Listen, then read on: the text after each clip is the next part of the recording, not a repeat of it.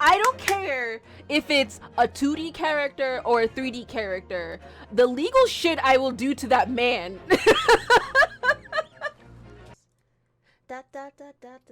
Okay, just one up the title like yes, more Van Zieks Uwu Ahegao face here. What? I gotta put my personality in there too. Come on. And I dressed extra special for Van Zieks tonight. Look. Me and Van Zieks are gonna have an awesome time. Because I too am a person of law. Because I just gotta get my ass in jail. And I get to see his fine ass all the time. And I'll make sure it's a one-on-one session. In the courtroom. I will make sure it's just me and Van Zieks in that courtroom. I will fucking let my ass get in jail just for him. Shit, the things I would do for him would be illegal as fuck.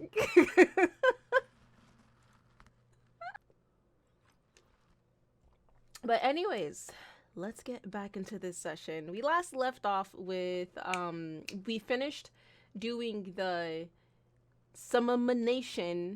examination with the jury. So we finished that off, and now we're gonna go ahead and go, I guess, we're gonna go back into the phase of reopening the trial and actually starting over again and trying to see if we can finally get to the bottom of contradictions and stuff. Let me see. I also said that they accidentally showed their... Yes, I saw the Ninetales, yeah. Ooh. It's so cute. It's so cute. I love it. I love it so much. Also, oh, and speaking of Talonflame, I finally got Talonflame. I finally pulled that motherfucker. Literally, after I finished my quick battles, I was like, Talonflame! Like, I literally screamed, like, just give me Talonflame. And I got Talonflame. So now I got Juicy Boy, and I got Talonflame. And next up, I just need Garchomp. So, yeah, I finally got Talonflame. Finally. It took me a whole ass season to get him. It's so fucking frustrating. But anyways, let's continue on this. I'm waiting for you, Van Zieks. Don't run away from me. Alright. So, Lord Van Zieks, continue to substantiate the case for the prosecution, if you please.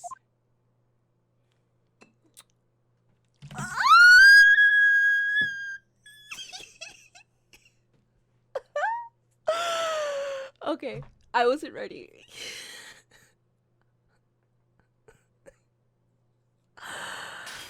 Oh,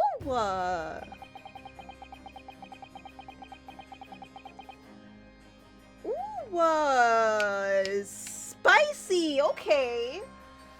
Okay, let's. Ooh, Van Zieks. Ooh, don't go too rough. I mean, I like it rough, but don't go too rough. All right. Having savored the rich aroma of the carmine contents of this hollow chalice, it may seem crass to crush it to dust.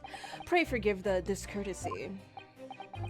Lord Van Zieks, is it cold in here, or is it just me? As your antiquated tome no doubt says, the prosecution may not speak during a summonation examination. So I honored a deathly silence and listened to the charade. It seems I overestimated the intelligence of the jury. Well, no matter. There is nothing so hard to prove as self-evident truth, it would seem. No, and why else would we grace the courtroom with our presence after all? So, let us proceed to the next round of battle.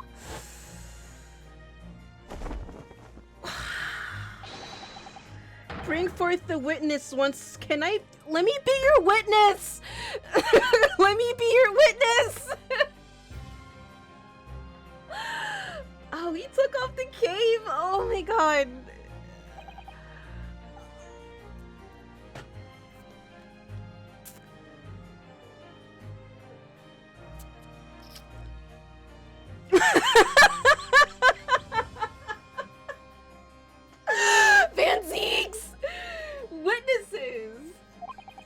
I trust you heard the summonation examination we have just had to endure. And hello, parasitic son, how's it going? Oh, yes, sir. That I did, sir. Of course I heard it. Oh, yes, sir. I heard it. You, sir. On the end, the coachman. I believe it's Beppo. Yes, sir. My lord, sir. If it transpires that in your previous testimony, you were attempting to veil the presence of a fifth passenger on your omnibus, you will be found guilty of perjury. You are advised to bear that in mind, sir. Oh mio Dio. What mio Dio? Now then, witnesses, I hereby call on you to testify before the court again. You will explain the various misgivings brought to your attention by the defense's summonation examination. Look, Van Zieks can summonation examination my ass all day, every day. Various misgivings. I only carried 4 passengers that night, I swear it, but well, I for one was told I had to pay 5 pence for the bus. He fiddled us on the fare, he did, and then I saw that blood-curdling sight as well. It's all too much. I tell you, I saw Mcgilman stabbing that man. Everything I said before stands. And hi, Avid, hello. Oh, yes. Yes, he stabbed him. Yes, he did. I think so, yes. Counsel, make sense of this for me, please. The phantom fifth passenger conjured into existence by learned Eastern friend never existed.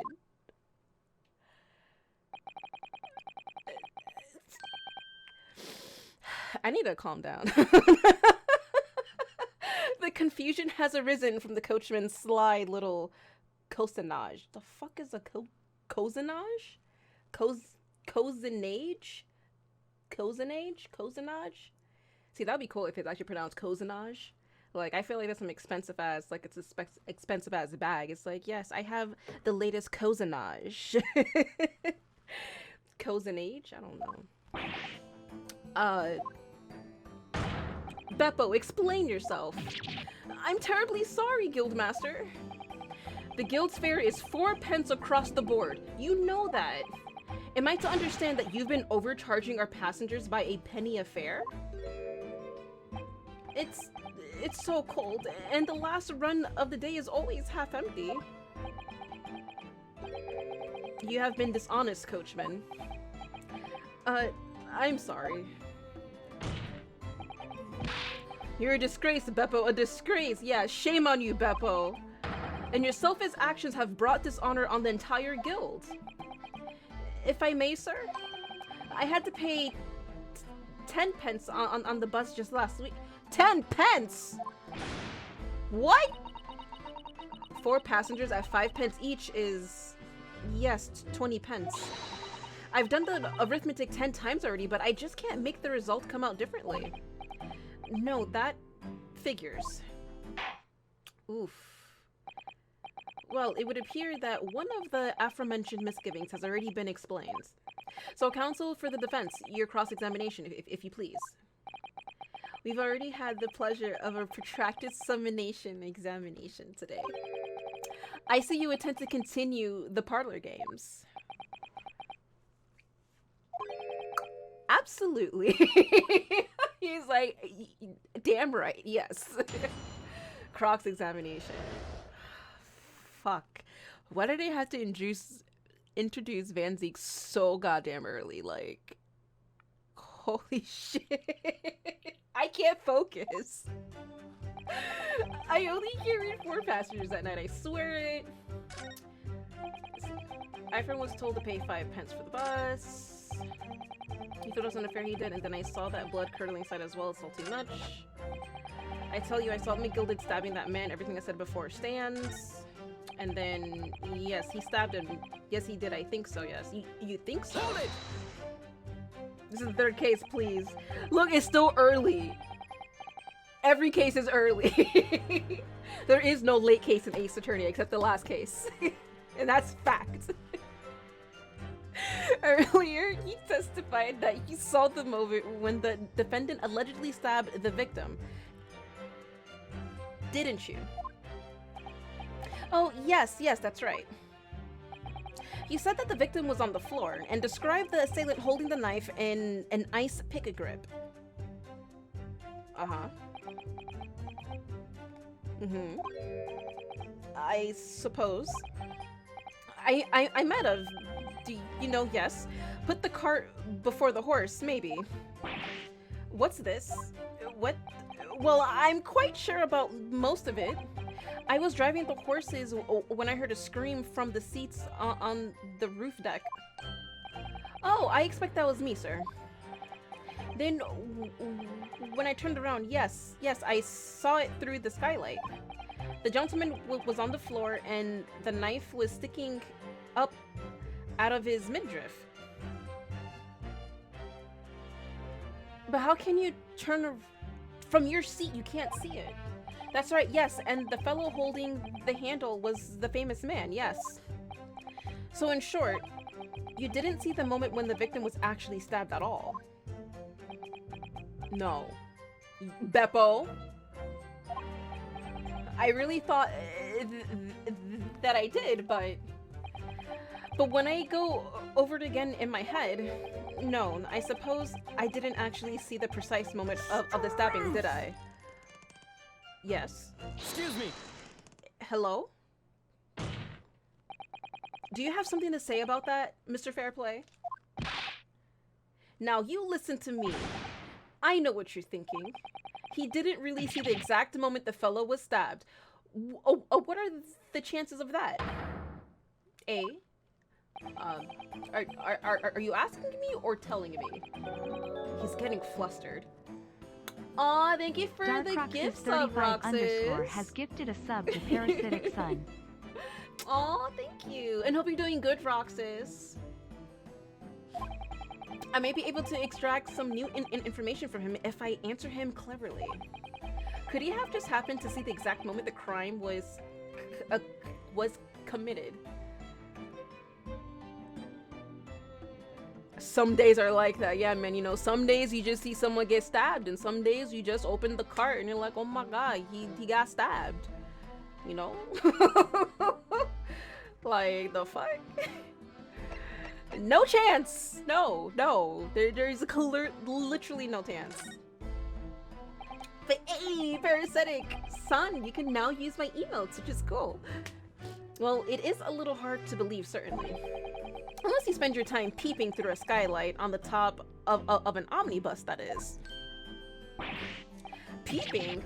I'm a respectable city banker, I'll have you know. And I know what I saw. I remember it as clear as a Ballarat day. The fuck is a Ballarat? It was a grim scene, I don't mind telling you. Thank you, Mr. Fairplay. Oh, excuse me if I was getting a little hot under the collar there. The collar there, my lord. I would ask you to supplement your testimony with a clear statement about what exactly you saw. Oh, I can do that all right. I'll tell you just how grim it was. Ooh, please. All right. Do you think I'd forget the sight of those blood-soaked hands after that butcher stabbed the man? Hold it! Okay, press. Tell me more. Blood-soaked? Well, perhaps soaked is laying it on a little thick, but anyway, there was definitely blood all over them. Both of them were covered in it. And you saw that from the roof through the skylight? Well, the skylight's reasonably large, so I had a pretty good view. And there was a lamp on inside the carriage as well, so I'm quite sure of what I saw. This banker's latest statement. I feel sure there's something not quite right about it. When you feel something doesn't add up, Miss Naruhodo, that's when you should have a good look through the court record. Not long ago, this trial very nearly came to an end. Somehow, we've managed to keep our chances alive here. I can't waste this cross-examination. I have to use it to bring some new facts to light. If you're not careful when you press these witnesses, the danger is that the jury will end up believing something unhelpful as they did before. Maybe, but we can't let the fear of that happening stop us from uncovering important new information. Exactly, Susato. Yes, you're so right. I need to pay careful attention here. I don't want to miss even a flicker of a reaction among these witnesses. Remember, if you happen to spot one of the witnesses reacting in a strange way, don't hesitate to pursue them as to the reason. Oh, I already did that. I sniffed that shit a mile away. 100% a mile away. Wait, no. Oh, god damn it. I hate when that happens. Come on. Speed. For some reason, I thought it was like one extra one. I don't know why. Okay. Yeah. Okay. Okay, it is this one. Okay. You think I forget the sight of those blood-soaked hands after the butcher stabbed the man? And then...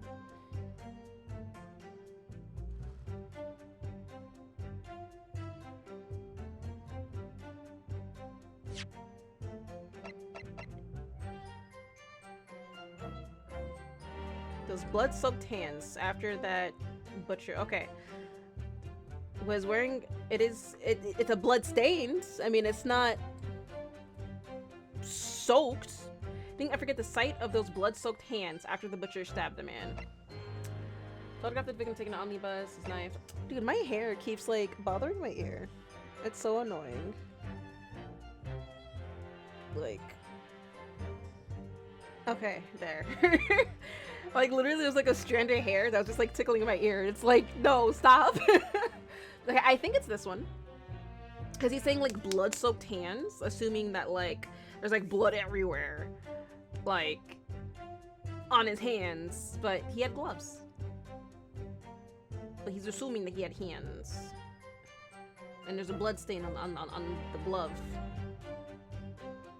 After the butcher stabbed the man. Then how about this? Present...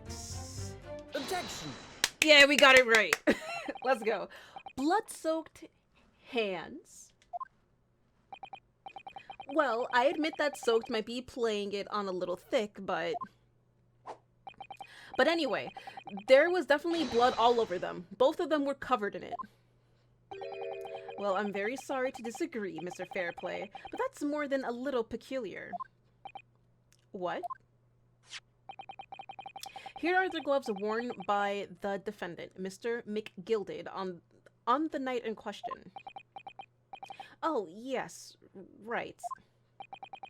And there certainly does appear to be a sizable dark-colored stain there. But as I'm sure you can clearly see, it's only on the right hand glove. Mm-hmm. Oh yeah, you better be careful, you're gonna break your teeth. In short, Mr. Fairplay, your testimony is inconsistent. Yeah, take that, bitch. But no, that can't be right. So you're the liar here then, yeah, you tell him, Granny. That's right, you were quite clear about it. You said it was in both hands. Ooh, oh my god. They're just eating at him. Mr. Fairplay, if your last statement was a lie, it calls your entire testimony into question. You say you saw the moment the victim was stabbed. But is that really the truth? Well, Objection!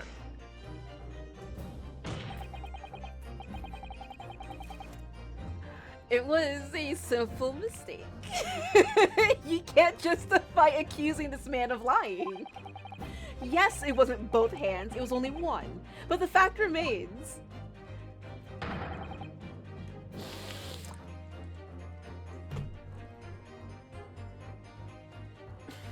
The victim's blood was on the accused. Objection.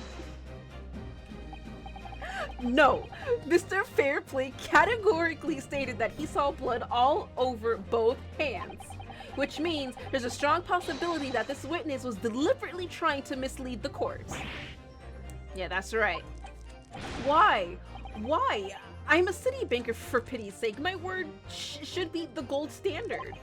I'm a gentleman, not some gutter snipe. What? Upstanding members of society don't prevaricate.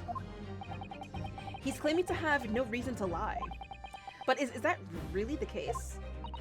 Mr. Naruho, though, if we had some evidence to explain why Mr. Fairplay might be lying, it could turn the tide in this trial completely. Something to show this man has a compelling reason to lie in his testimony. I mean, if I have no evidence, it's game over. It's game over.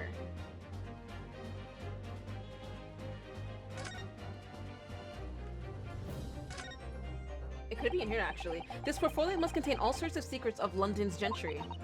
Oh dear. Do you really think we do you really think we ought to look inside? Well, it's not as though we know any of London's gentry personally, is it?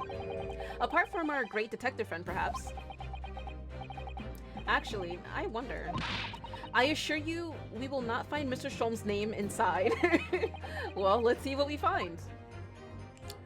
Open. Open, open, open, open, open, open, open, open, open. What does it say? Gosh, it's crammed full of gentlemen's names, isn't it? Well, I suppose they're probably not all gentlemen at all, are they? After all, not everyone in this country is well off. Ah, goodness. What is it? Look at this. Do you see the name here? Bruce Fairplay. Mr. Fairplay. Should that mean something to me? It does sound strangely familiar, actually. Bruce Fairplay, the witness testifying at this very moment. Oh yes, of course, the banker. Why is his name in here? He borrowed 20 guineas, did he? And look, the repayment date is fast approaching. It's possible that this is just a coincidence, of course, but this could be very useful information. The details of debtors' ledgers have been updated.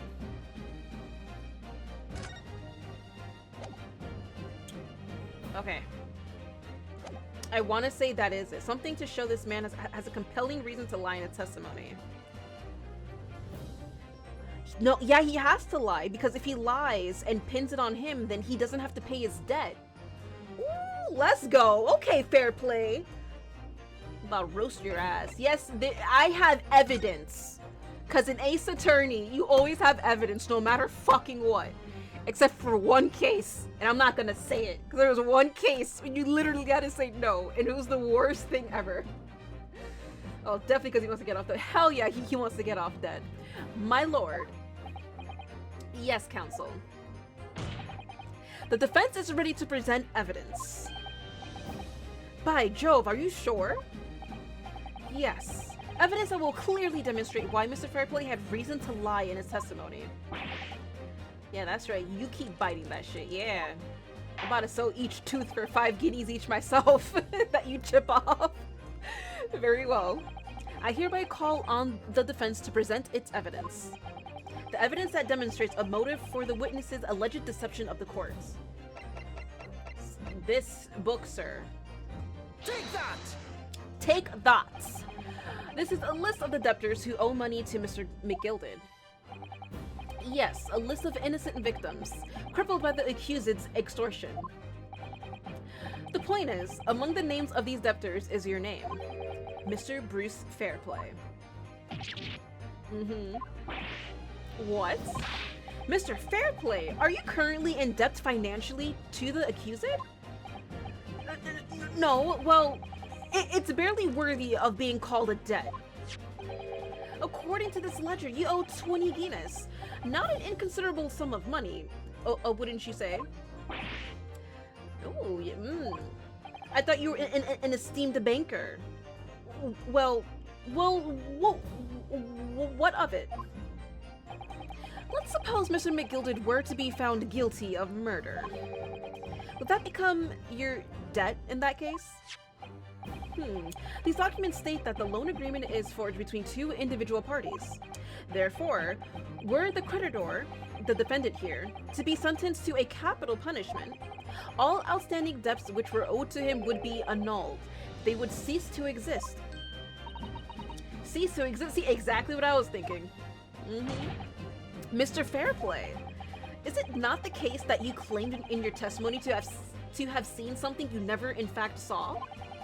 In a devious attempt to annul your debt of 20 guineas to the defendant? Got you.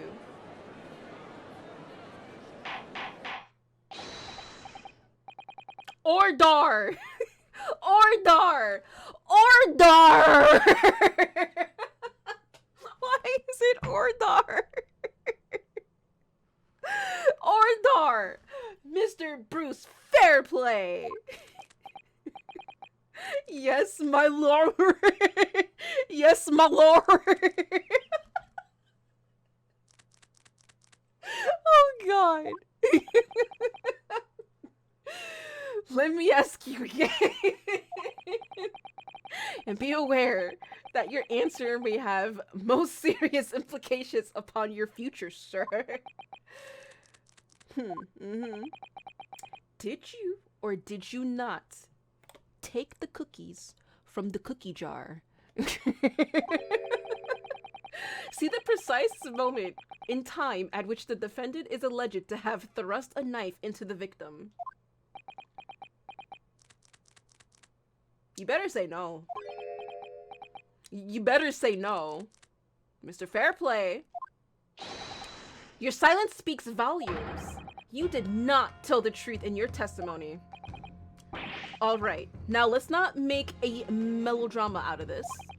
Perhaps I did overstate the truth a pinch. Two bloodied hands is more than a pinch, sir. A pinch. But it makes no difference. I definitely remember seeing blood on McGilden's hands. Both of them. Objection! And yet only one of the defendant's gloves, which we have here as evidence, is stained. So you keep saying. What are you gonna say first? You have something to say? I wonder if I might be allowed to speak, sir. Go ahead, Mr. First. Well, the thing is, I think I remember seeing it myself, as it happens. Seeing what? The blood, sir, on the assailant's hands. I think, yes. I'm almost sure that it was on both of his hands, not just one. What? Wait, what? What?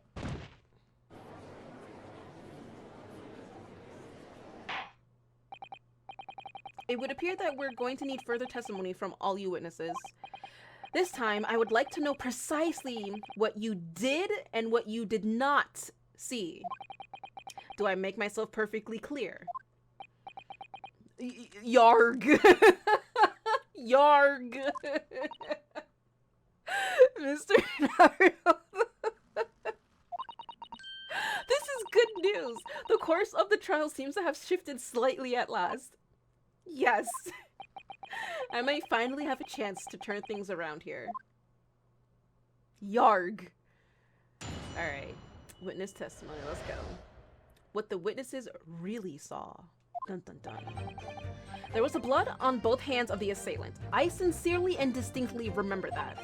However, I suppose you might say that I didn't see the exact moment the stabbing transpired, if that matters. I remember seeing the knife, and I remember seeing both of the attacker's hands with blood on them. I didn't actually see anything myself, no. Not until I heard that scream. Anyway, the fact remains, there can't have been anyone else inside that carriage, or we all would have seen.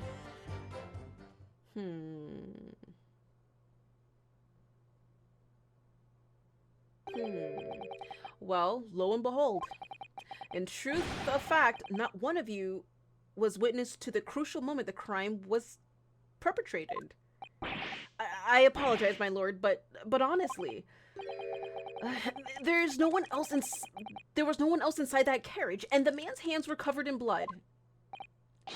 That much incriminating evidence is tantamount to saying we saw the man do it. That's really not what testimony is about. Let us examine the interior of the omnibus once more. See, I already examined it, but I'll examine it just for you. Again, Van Zieks. The victim's fresh blood is clearly visible on the seat, corroborating with the witness's accounts. Oh, corroborating. Corroborating. In other words, there is no substantial nor significant change in the facts of the case. Very well. Your cross-examination, please, counsel. Yes, my lord. My lord? Yes, my lady. Alright, let's go. What the witnesses really saw. There was blood on both hands of the assailant. I sincerely... Okay, so he's so adamant that there was blood on both hands. However, I suppose you might say that I didn't see the exact moment the stabbing transpired, if that matters. I remember seeing the knife, and I remember seeing both the attacker's hands with blood on them.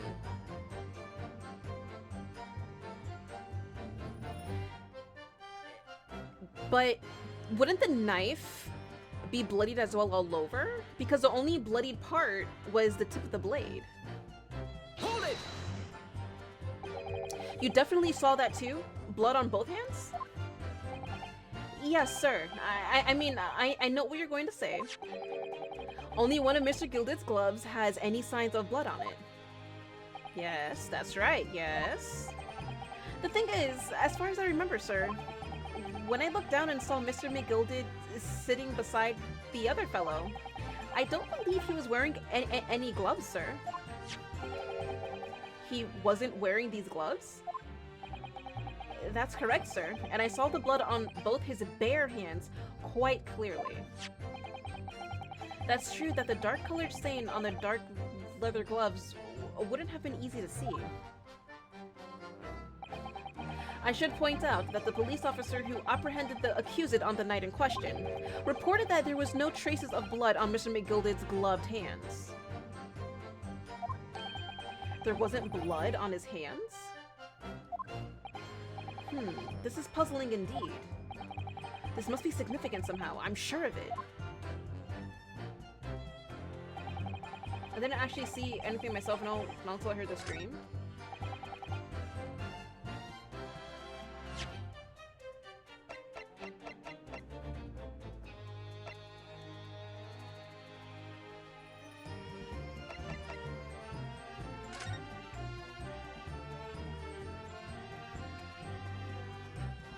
He stabbed him, but then it's like, how would he get that much blood on his hands based on the wounds? Because then wouldn't the knife have blood?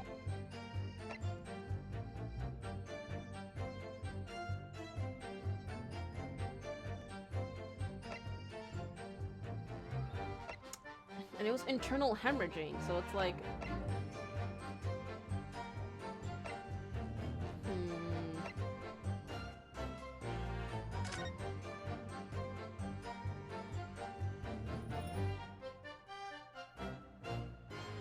Because if you, like, unsheath it...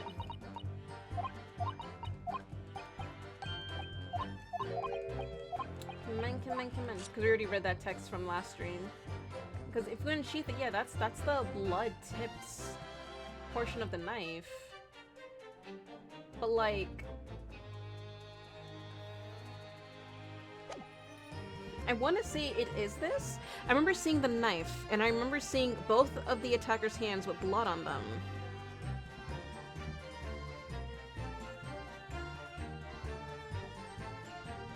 Because my issue with this is that if you're going to stab somebody in the abdomen, how are you going to get so much blood on your hands? Especially if there was internal hemorrhaging. like, eventually, I'm sure, like, everything was bleeding out, right? And then, and there's a blood stain on the seat and stuff. But, like, I would say that's after, eventually, he was bleeding out at that point.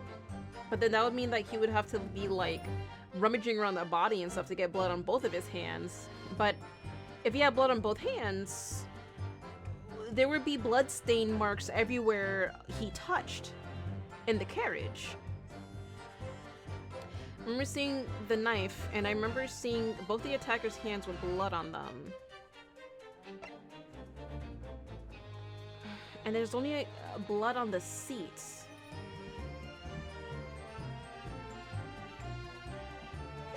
Let me go over his thing again. Hold it! Blood on both hands, yes sir. I mean, only one of Mr. Good's gloves had any signs of blood. When I looked down, I saw him sitting beside the other fellow. I don't believe he was wearing any gloves. Okay, so there's some notion that if you don't believe he was wearing any gloves, he wasn't wearing these gloves. That's correct, sir, and I saw the blood on both his bare hands quite clearly.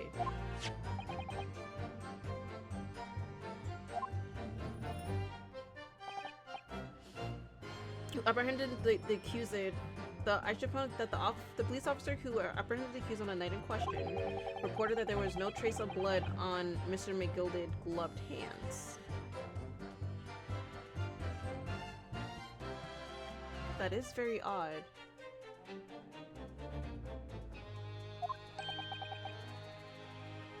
There wasn't blood on his hands.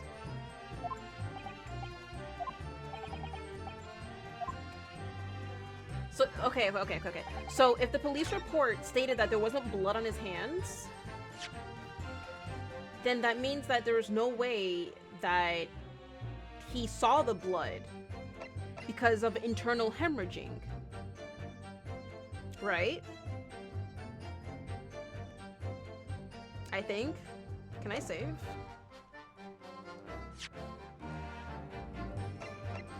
Let's save. Let's save just in case if I'm wrong.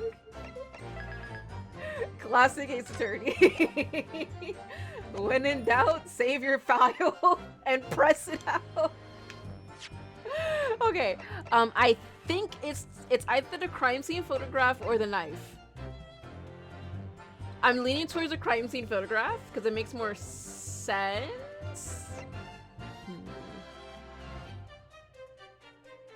But then also the autopsy report could be important too because it also states that it's internal hemorrhaging. Meaning that there's no way he could get blood on his hands.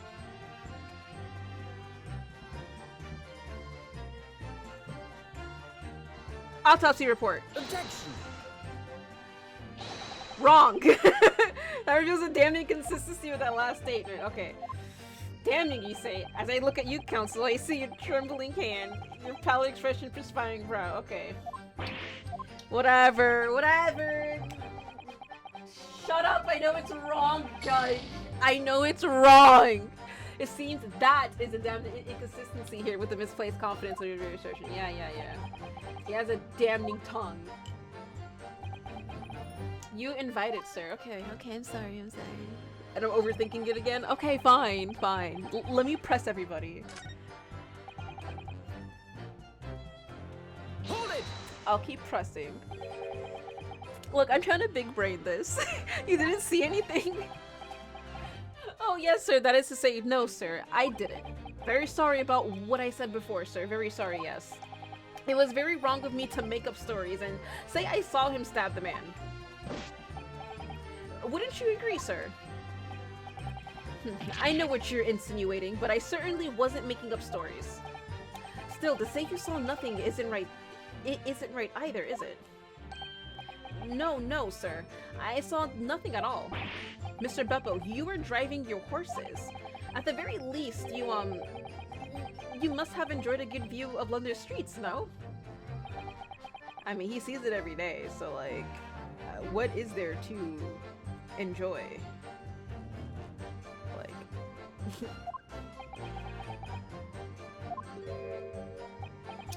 Oh, please. You didn't even see that? It was so cold that night, you see. It was all I could do to keep from passing out, sir. Yes, my head was fairly frozen solid, sorry to say, sir. It would seem prudent to avoid travel on the last omnibus service of London's cold winter nights. Beppo?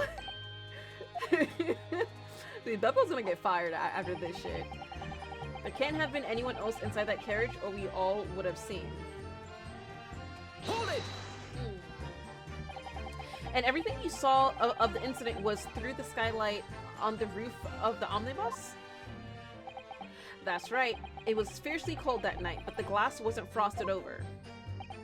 Oh yes, I remember. I was shivering. It was so bitter. Which rather begs the question of why the pair of you were sitting on the roof deck in the first place. Well, I don't know about this young fellow, but I couldn't enter the cabin. Oh, why not? It was locked from the inside. I tried knocking, but no one opened the door. It was locked? That's right, and it's a public bus service for pity's sake. That's not what I call fair play. Yes, I had exactly the same experience. I tried knocking, but the gent inside just gestured at me to clear off. So I had no choice but to climb up to the roof deck and look down longingly into the warm cabin below. Well, I can assure you I wasn't just looking down, I was glaring long and hard. And that's precisely why I can tell you with absolute confidence that if there was anyone else at all in that cabin, I would have noticed. Unequivocal, I would say. I'm not sure about these two witnesses. Could they really have seen everything inside the cabin through the skylight?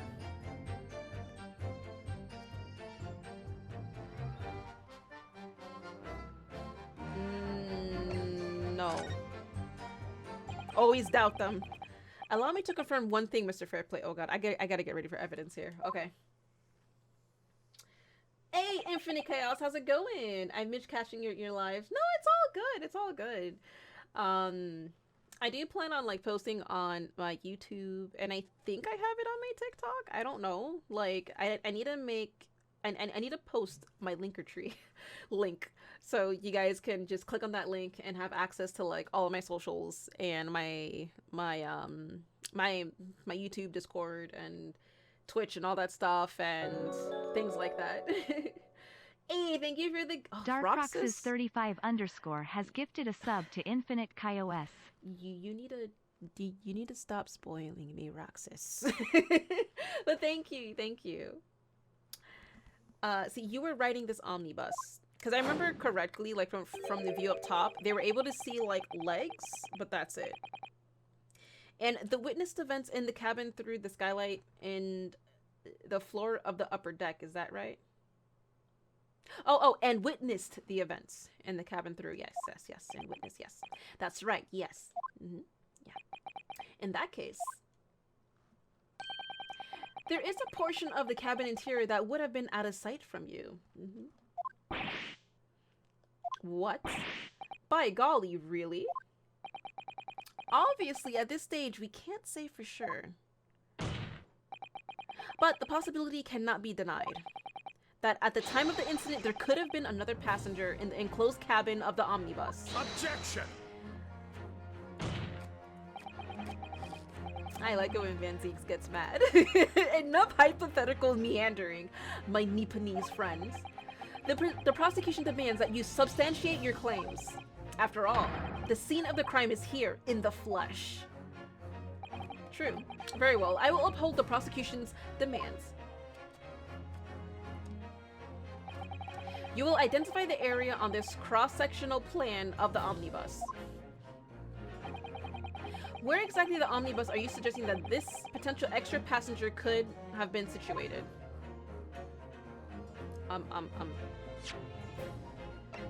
Record. Okay, so you see this, right? We check window. You can certainly see inside the carriage through this opening, that's for sure, yes. You can't see the backside, only the front. And yes, there's a lamp in the enclosed cabin. Mm-hmm. So it looks like you can only see from here the front passengers, but you can't see the back passengers. Hue, hue, hue, hue, hue, hue, hue, hue. So you see they're in front. They have full view here, right? But they can't possibly see. I hate it when Ace Attorney does this. They put you on the spot. It's like, where on this blank piece of paper is the evidence that supports your claim? And it's like, it's a blank fucking piece of paper. What do I press? Where do you want me to press? And you're just like stuck. God, like, I hate it on cases where it's just like, you clearly don't know and they expect you to know. Take that! It's there though. Both rows of seats on the roof face the direction of travel. Yes. Whereas the seats in the enclosed cabin face each other. Which means the visible part of the cabin which passengers on the roof deck can see through the light sky, or skylight, is as I've drawn here. Ah, yes. That's right, my lord. As you can see, the seat opposite the one on which the victim and his attacker were sitting is obscured from view. In other words, if someone had been sitting on that seat, it's quite possible that these witnesses would have been completely unaware of it. Exactly. Objection! Oh, are you getting mad, Van Zieks? It's okay. It's quite possible some phantom was sitting there. I love the finger point that he does. It's like the best finger point animation in Ace Attorney history. I am sorry. It is. It's so elegant, sexy, like, it makes me want to do illegal things to Van Zieks. Oh god. You Nephites have a foreboding habit of obscuring the truth and ambiguity.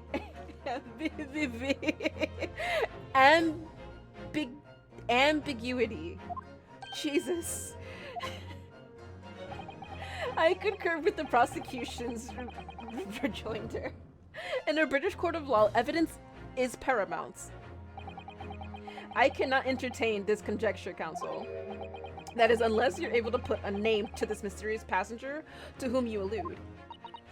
Can you, Mr. Notarhado? Can you do it?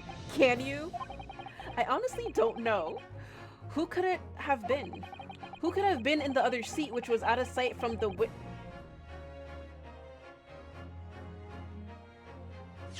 Who? For reference sake, this happened throughout the stream yesterday. That is it. Look, I don't care if it's a 2D character or a 3D character. The legal shit I will do to that man. I don't give a fuck. Van Zieks is a hot piece of 2D/3D goodness. I will do illegal things to that man. Oh my god, dude, low-key, if someone drew a fan art of me and Van Zieks, I would fucking love them forever. Holy shit, that would be like a dream of mine. That would be amazing. Anyways. Let's see, who could have been in the other seats? Let me see, which was out of sight from witnesses on the roof deck. Do not tempt my hand. Parasitic sub. Well, I am doing content creator appreciation posts, which I should have my first one next week. Because someone did do a fan art of me, which is so awesome. But I am gonna post their fan art there, and I did get a donation recently of some awesome monitors, so I am gonna highlight that as well for a community appreciation post. But I kind of want to do like a monthly appreciation post kind of thing, so any like fan arts and stuff I get, I want to like showcase that. So definitely like if any of you guys like have fan arts and stuff like that, or like if you want to send me anything, like I will do an appreciation post for sure. Okay, but what would you like to wear? I would leave it to your imagination. Because I already have an idea. Dude, I would leave it to your imagination. Surprise me. Full freedom. Full freedom. Artistic freedom. I'm all about artistic freedom. It'll be safe for that is totally fine. Artistic freedom. Hands down. I'm okay with that. Now I'm excited. Let's see. Who could have been in the other seat? See, now I'm thinking who could be in the other seat? Because it's the coachman. Because we're 3. The victim, obviously Mcgilden would have to have been there for him to be accused. Because he was there. So, for the last seat, it would have to be maybe somebody from the jury then? If that's the case. And in that case, it would have to be somebody that has a debt towards Mcgilden to frame him. So if you go on that line of track of thinking, it would have to be somebody that wants to get rid of Mcgilden because of the obscene amount of debts that they owe him.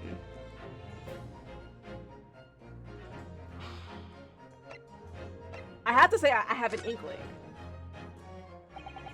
I understand, my lord. The defense would like to put forward a name.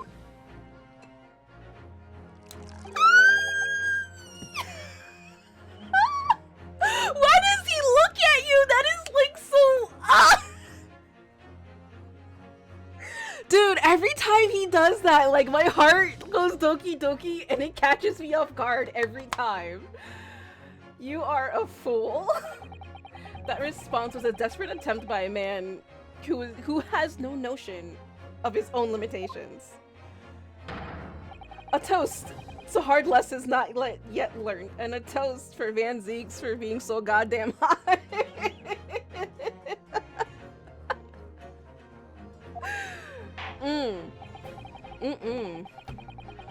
Let us not delay, counsel. The defense is still to name the passenger in the other seat.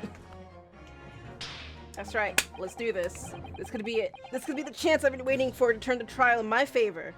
All right. On that night, on the night of the murder, okay. The person occupying the seat in the omnibus cabin that was obscured from view was...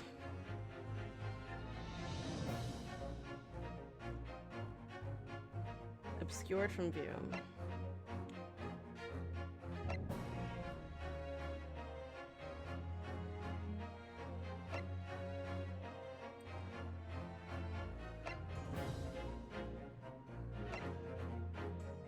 Ooh, and he's 32? What? Look, we're not even that far from age. Let's go. I'm the perfect age for him.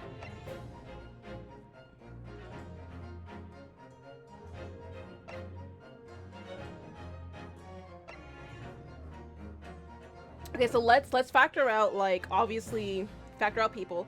No, right? So then it's gonna be down to these 4, right? Obviously no. So it's down to 3, obviously no. So it's gonna be these 2. So I'm guessing it would have to be Magnus Mcgilden, right? Because if he's being framed for this, the killer would want to be beside him, I would say, or try to frame him or something. I don't know. The killer would try to do something. I'm still thinking the guy killed himself. I don't know. But it's Van Zieks. Get him out of here. No. No. Oh, it's totally male Strongheart. It's totally him. He's been involved in this. No. The person occupying the seat. Obviously, it's not him. It's not him because he was driving. He was on top and he was on top of the roof. So it would have to be Magnus Mcgilden for him to occupy that, and they won't be able to see him. He does have a small stature, and like he's short and everything. Like he's the perfect candidate to not be seen in that type of situation. Now, how he got framed, I don't know. I really don't know. How did he not mention another person in there? I'm not sure. But I want to say it's Magnus Mcgilman. Take that! Oh, let's go. Got it right, baby.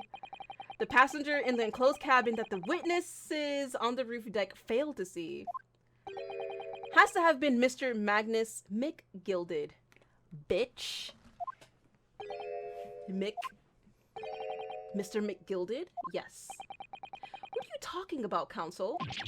That's the name of the defendant. I'm so glad you learned from the Mikatoba shit from case 1. Right?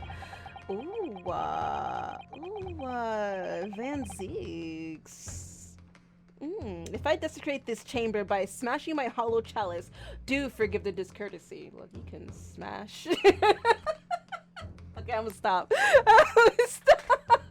Lord Van Zieks.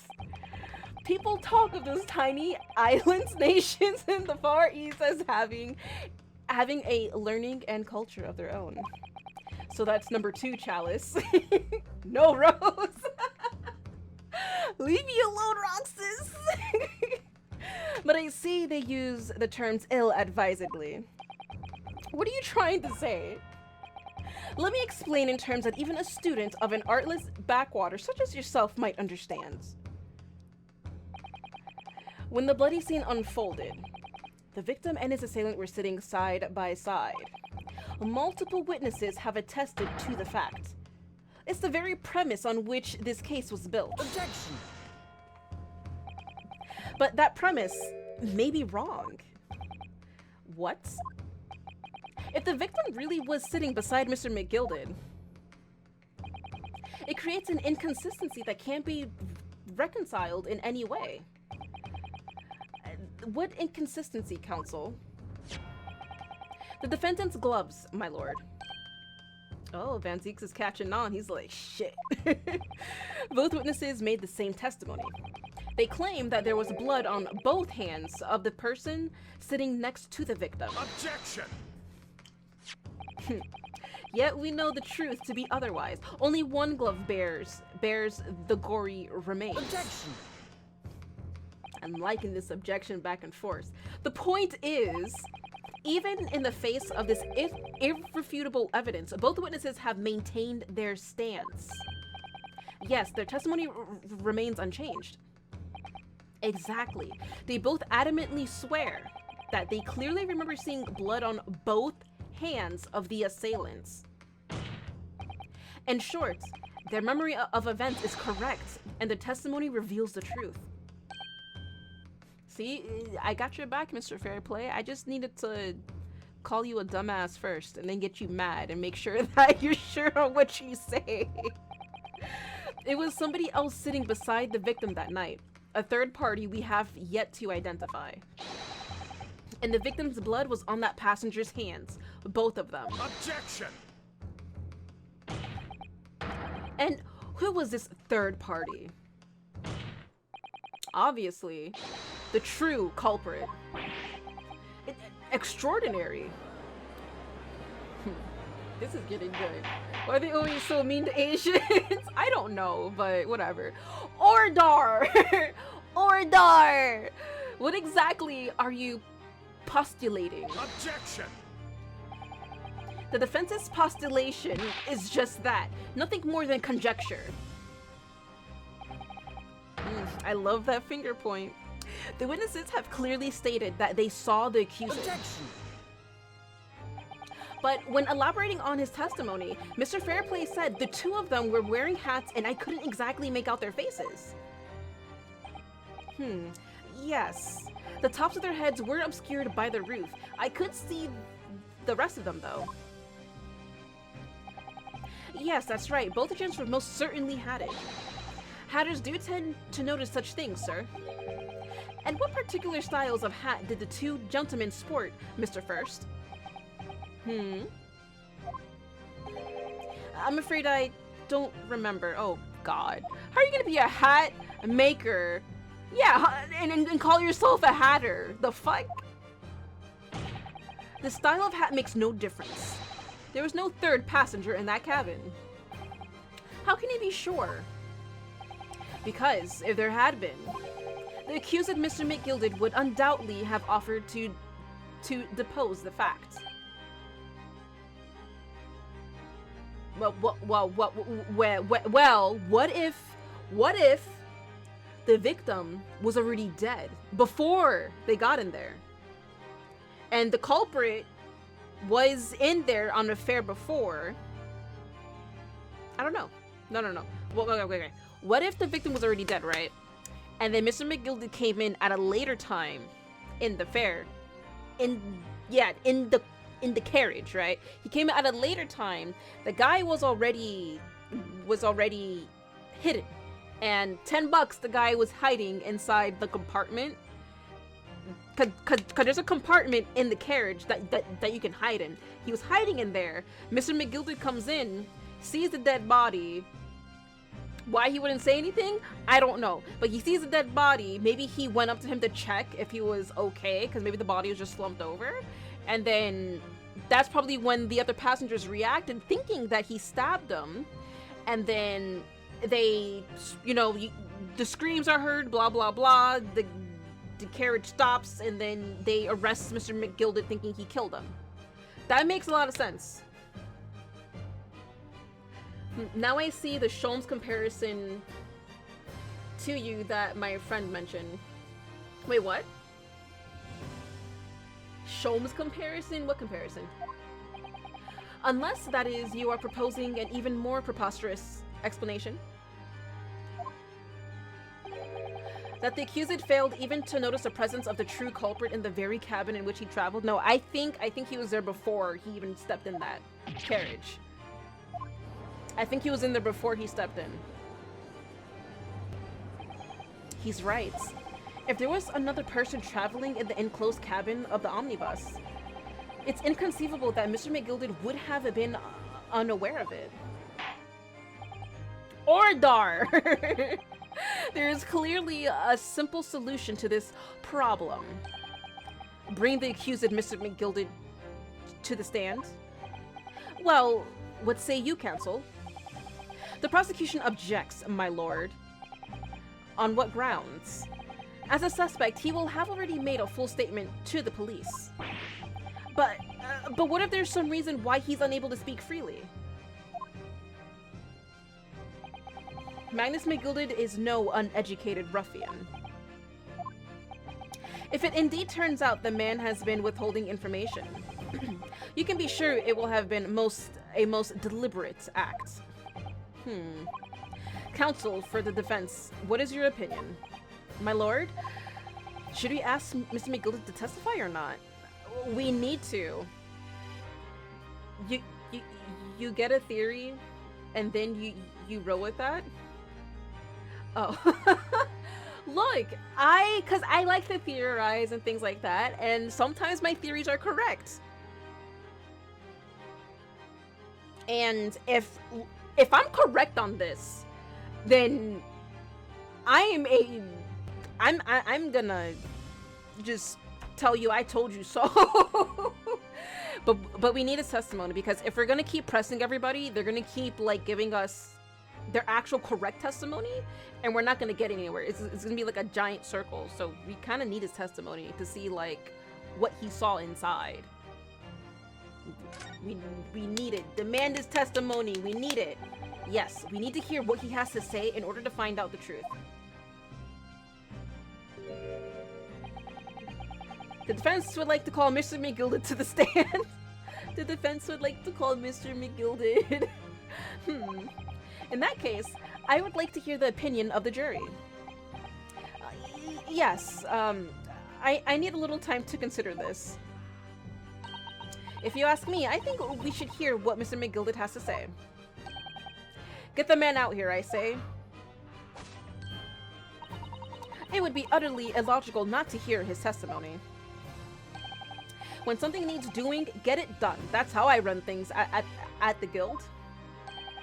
Hearing what the patron of my favorite a little park has to say? Oh yes, that would be lovely. Aw, thank you, Granny. Yes, the jury says the man must be heard. Mr. Judge, I have a question. Very well, the court will hear the defendant's testimony. Bailiff, show the defendant to the stand at once. And Mr. Judge, After court, can I have a private room in Mr. Van Zieks? Now, maybe what actually happened. Now, maybe what actually happened that night will finally become clear. Finally. Alright. Let proceedings be resumed. Mr. Mcgilden, have you been listening to the discourse of the day? To be sure I have, my lord. I hate saying his lines. Because of all this, just the words. There are now 2 matters on which the court desires to hear from you. Jack set the guys at you. That's so fucked up. Oh my god. The first is whether or not there was a third party with you in the omnibus cabin, as proposed by the defense. The second is that if such a person was indeed present, why did you conceal that fact from the police? Egad, no, 'tis not in my nature to hide anything at all. Just answer the questions, please. The truth of the matter is, I've been desperate about this all along. Do I tell yous all, or keep me mouth shut? Just say it. Tell us what, Mr. Mcgilden. The fine fellow representing me is absolutely right. In the carriage on the night with myself and the other man, there was another passenger. It's true. Aye, and 'twas me who helped the little urchin get away after it all happened. You... what? Okay. Okay, this is not... okay. Okay. Okay. No, Magnus Mcgilden. That convenient excuse can't save you now. I'm truly sorry, so I am, Lord Van Zieks. I'm sure you'll be wanting to know why I said nothing when I was taken in by the police. I do be having a very good reason, I assure you. Which was... well, the little child was just in the wrong place at the wrong time and not in any way involved, you see. What? If the police had known the wee one was there, they'd have assumed she'd done it. They'd have hauled her into this here courtroom just like myself. I was trying to spare her that. Young hearts and young minds are easily damaged, my lord. Right. And who was this young child of whom you speak? That I don't know. You don't know? Aye. Well, the waiting just happened to be in the carriage that night. I never saw her before or since. Objection! We have absolutely no reason to believe this man. The prosecution calls for the witnesses' statements to be disregarded by the courts. You know, I wouldn't be surprised if the urchin isn't here in this courtroom as we speak, listening to the proceedings. What? Fire? Does a fire look? Someone's trying to get away? After them, it's no use. I can't see anything through all this smoke. What is going... the fuck is going on? Be careful, Mr. Naruhodo. Cover your face. Bailiff, don't let the accused escape. Secure the omnibus. Why would they try to escape the omnibus? I hereby call an emergency recess. Bailiff, ensure the defendant is in custody and clear the courtroom.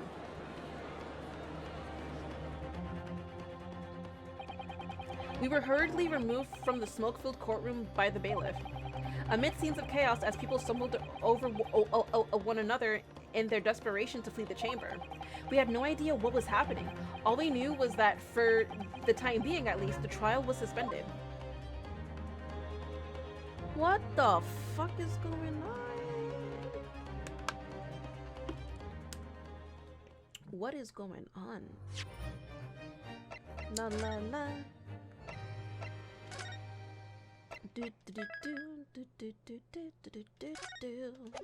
All right.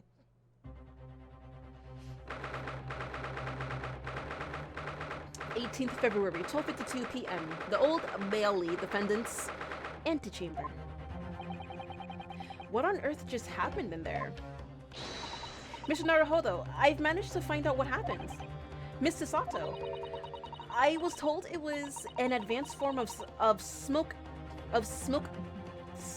grenade, a type of exploding device that releases smoke. A smoke grenade. I can't say grenade. Holy shit! It sounds like the sort of thing It sounds like the sort of thing ninjas use. They're just making sure everything is safe now. I think the trial will start again before long. But who would have done something like that? The police managed to catch someone who was trying to flee the courtroom, apparently. Flee the courtroom? Why? Well, it's a young girl of around 15, I hear. A young girl? Then could it be the other passenger that Mr. Mcgilden was just talking about? My thoughts exactly. So he wasn't lying. Oh, what's become of Mr. Mcgilden, actually? There are so many things I need to ask him about, but he's not he's not here. I think he was summoned to the prosecutor's antechamber. I want to be summoned to the prosecutor's antechamber for questions. Along with the young girl. Who is she, I wonder? And what was she even doing here at the trial? She was taking a huge risk, and for what possible benefit to herself? There's another matter that's troubling me. What's that? The 20 pence. Oh, According to the coachman, Mr. Beppo,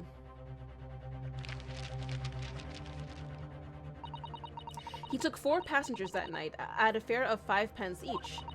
That comes to a total of 20 pence exactly. But now it seems there were in fact 5 passengers, which means the figures don't seem to add up again. She's right. That is strange. Counsel for the defense, kindly proceed into the courtroom. The trial will recommence in 5 minutes. Oh, thank you, officer. We'll go in straight away. Well, whoever she is, I imagine this young girl will be asked to take the stand and testify now. I really can't imagine what she's going to say, but it could alter the whole direction of the trial. We'll know soon enough, Mr. Sato. Yes. We'll see. My job here is done, but you didn't do anything. Yeah, for real. 18th February, 1 o'clock p.m. The Old Bailey courtroom.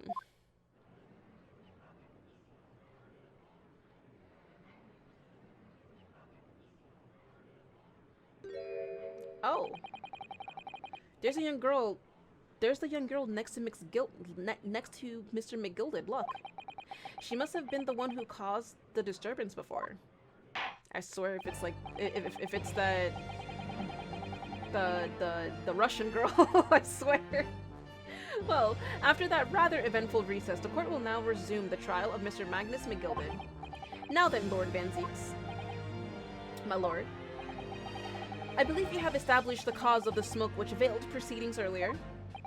It seems to have been an advanced form of smoke grenade, of the sort typically employed by the army. Good gracious, the army? What in the devil's name? It was an elaborate attempt by a young girl to cloak her escape from the public gallery, but she was caught. And now occupies the stand. Your name, girl?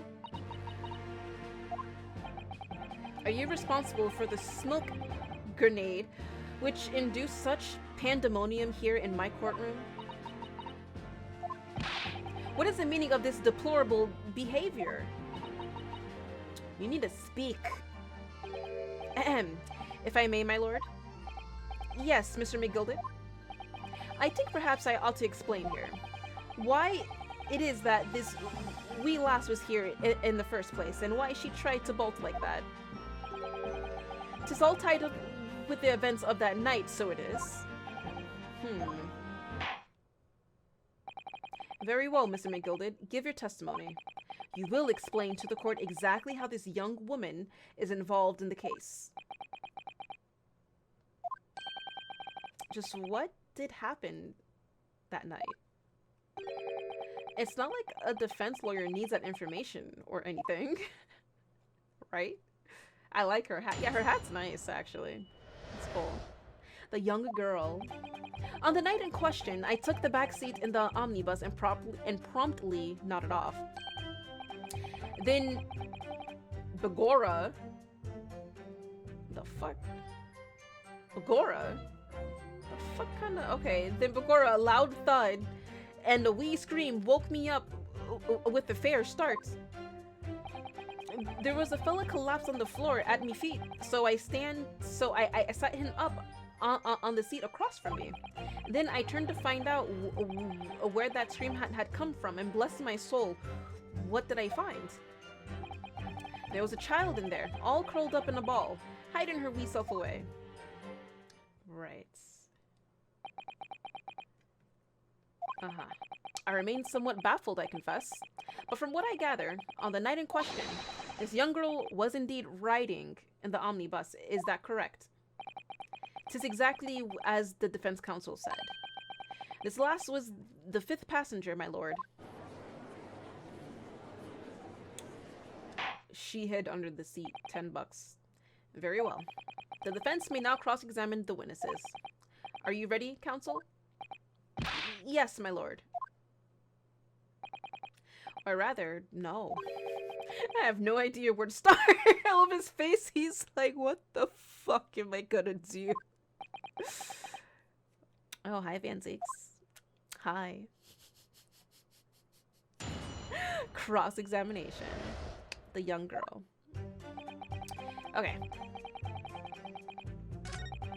Then for a loud thud and a wee scream woke me up with a fair start. There was a fella collapsed on the floor at my feet, so I set him up on the seat across from me.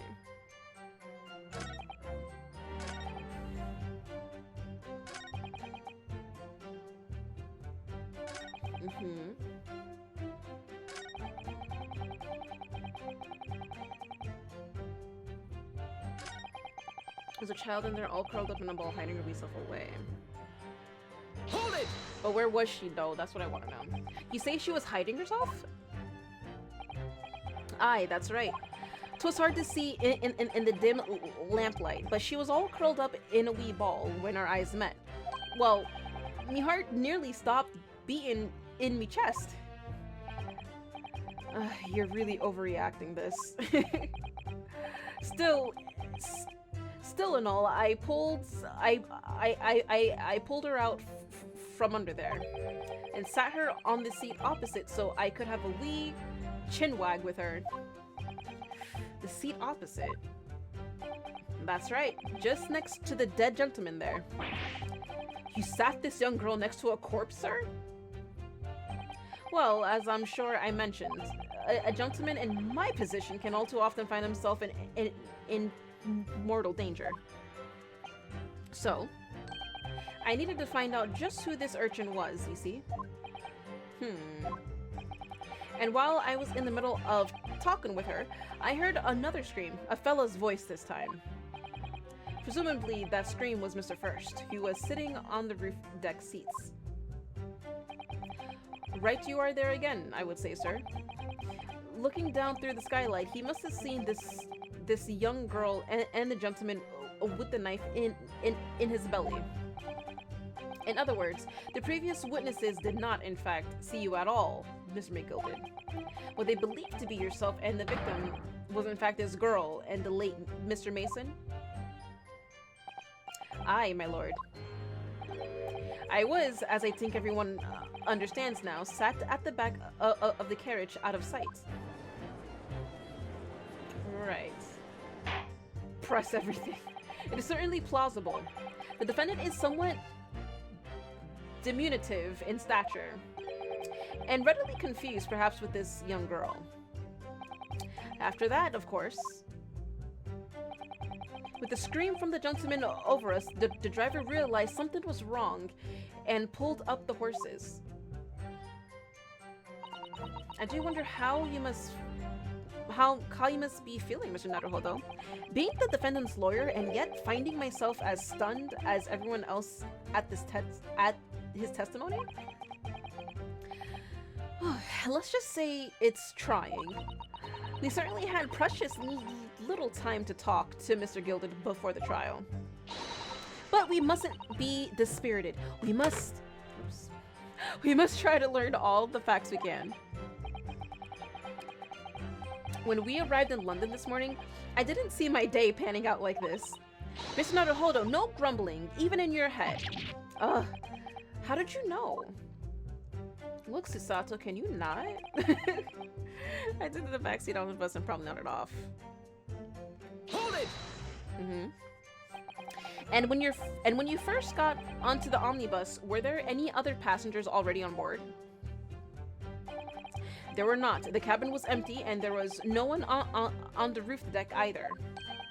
You were the first passenger, as it were. I see. Huh.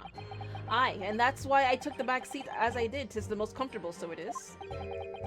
Could you explain exactly what you mean by the back seats?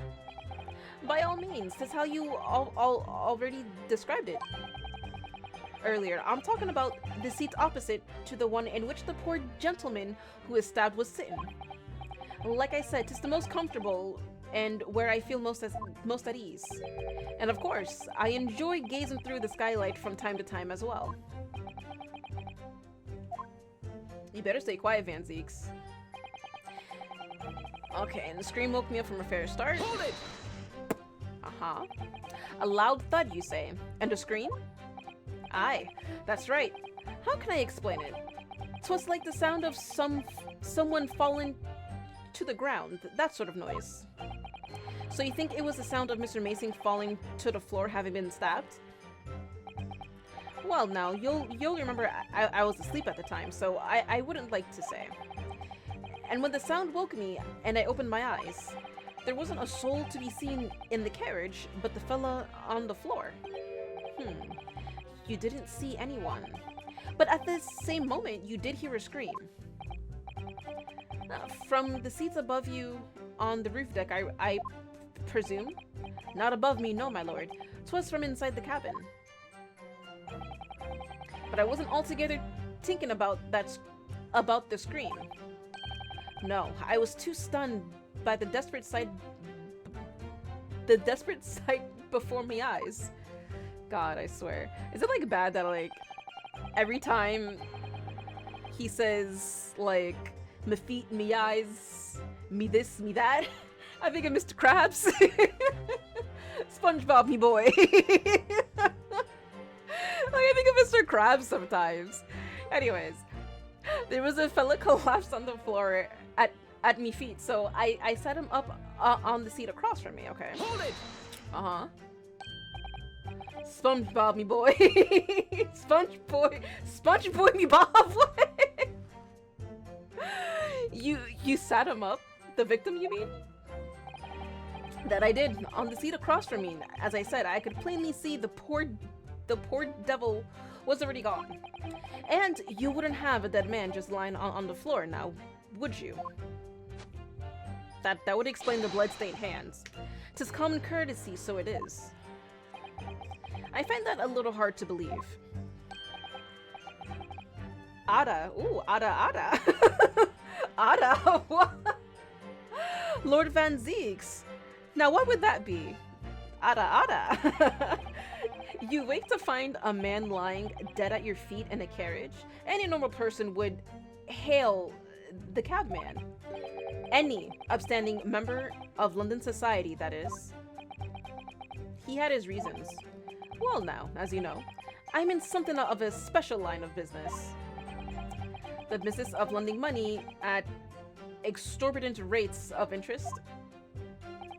Unfortunately, my lord, not everyone is thankful for the help I offer them, and some would even see me dead. So I do try, where at all possible, to avoid getting myself in a tangle with trouble. more of that money. My god, chaos. Are you suggesting you were just going to leave the man there? Heavens alive, no. I was always intending to report it, so I was. Only I had a mind to find out the whys and wherefores first. Jesus, words. The whys and wherefores? Right you are. There were some details I wanted to understand before, and anyone else got to meddling. That wee scream I heard, for example. Wouldn't your good self do just the same? Yes.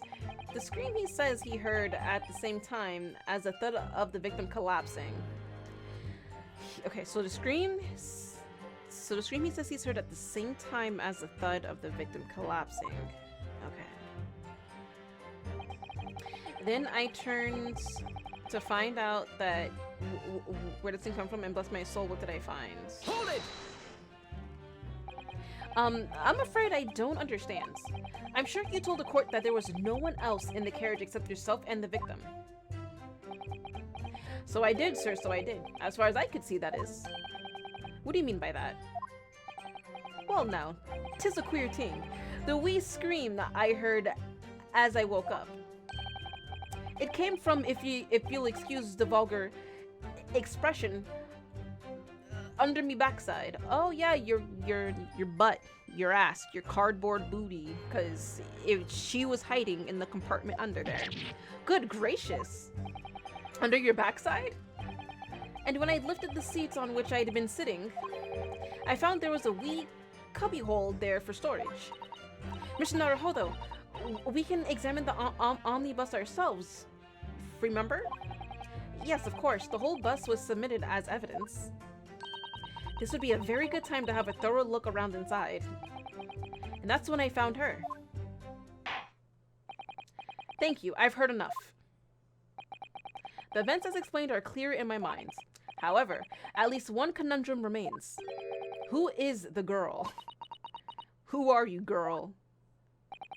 Her name is Gina Lestrade, my lord. Gina Lestrade. Trying to figure out if that's a pun or not. Lestrade? Lestrade. Lestrade. No, Lestrade. Lestrade? Gina Lestrade. Gina Lestrade.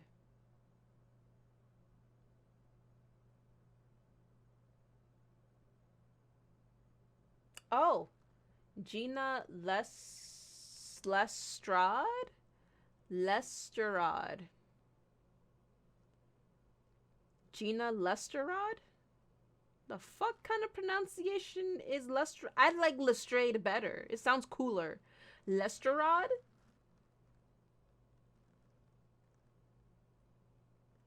Lestrade?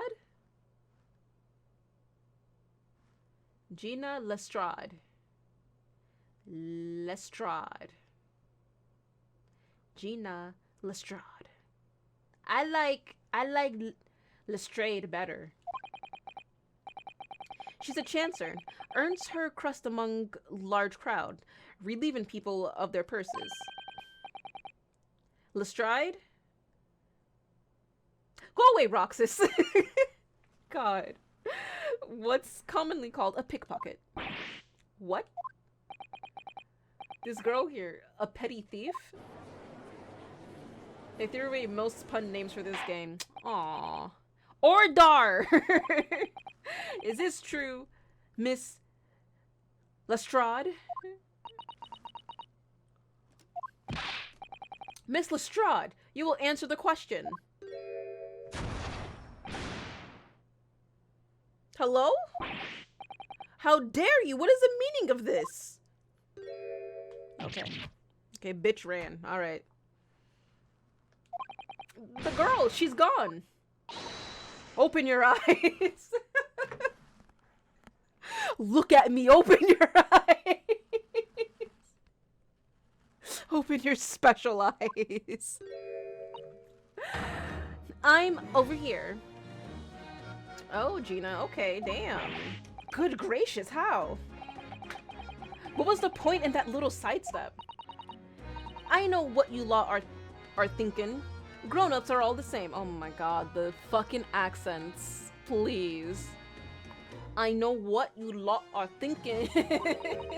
This dirty little dipper, you'll say, slipped up and got caught on the job. She got herself backed into a corner, so she knifed the gents. Go on. That's what's in your heads, ain't it? No, not at all. This is a court of law. We're here to...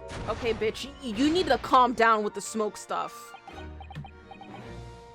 God, she really said, I'm a head out for real. Peace out me. For real, she really did say that. God. Look, knives are for cowards. Only thugs use weapons like that. All I need for what I do is these fingers. I'm a professional, alright? Maybe not in your eyes, but I got pride in what I do. What I do. This bitch is gonna make me, like, a professional in accents, I swear. Let me guess. You don't count smoke guns among weapons for thugs? Why hasn't she been restrained yet? Why this? Yeah, this was in a bag I lifted the other day. Where they keep the four-wheeled drags. It's nice, ain't it? I like the pink best. Do not wave that thing in my direction again.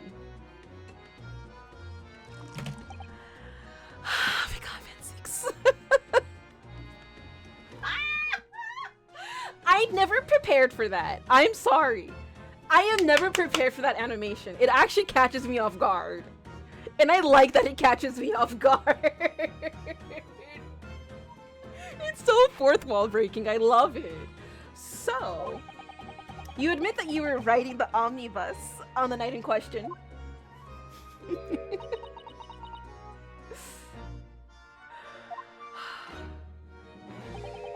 'Tis alright, lass. You can tell them the truth now. Alright, yeah. It's just like the Irishman said. The court accepts this girl, Miss Gina Lestrade, as a valid and significant witness in this case. Accordingly, young lady, we will now hear your testimony, if you please. Alright, thank you, Gina. You will tell the court exactly what happened in the omnibus on the night in question. Alright, if I have to. If I have to. What the girl saw. You see, I can't do English accents, but if there was an ace attorney that was in the islands, dude, I could do the best islander accent. Oh god. So, I snuck inside the carriage before they hooked up I'm just gonna say hooked up the horses just like always. God. But it was a right old waste of time. Got nothing to show for me troubles that night. I'll tell you, you can't see a blind thing in that hiding place. It's pitch in there. Then, after a while, I hear this loud bang. Nearly jumped out me skin, I did. And the scream just came out. It's because of that. This swell found me.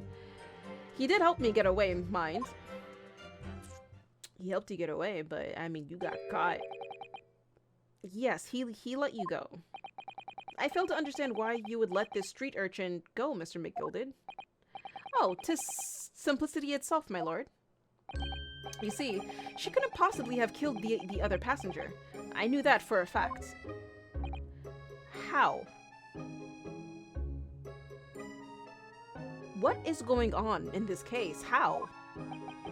As I'm sure I said before, sir.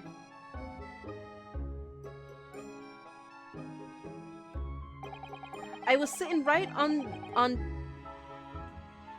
top of the place where she was hiding herself. I think a demonstration is called for.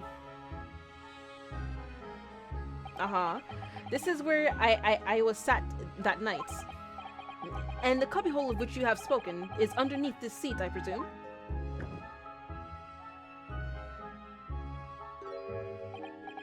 Yes. It does appear just large enough to accommodate someone of the girl's stature. Aye, but of course, the wee lass was stuck in there. Because I'd parked myself on the seat for the duration. Yeah, okay. So you see, that's why I let the lass bolt. I knew that if the police found her there, they'd automatically assumed she'd done it. But I couldn't live with myself if a young life was ruined when all the time I knew she was innocent. Even though you must have realized your action would result in your own innocence being called into question. Not at all, my lord, not at all. What? I knew in my own heart that I wasn't innocent. Wait, that I was innocent. I said wasn't, that I was innocent. So I thought it was worth taking a punt on my own good name for the sake of this less fortunate lass. My goodness. What a perfect gentleman. My lord. This fine example of a man cannot possibly be guilty of a heinous crime like this. I'm ashamed of myself for ever doubting you, sir.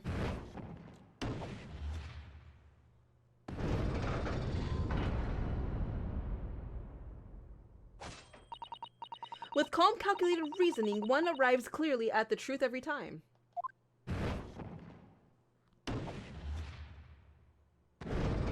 Oh, whoa! Yes!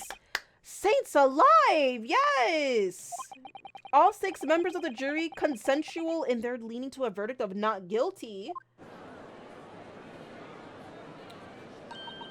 Mr. Naruhodo, this, well, it must mean what? That we're victorious. We've won? Are you sure? Objection!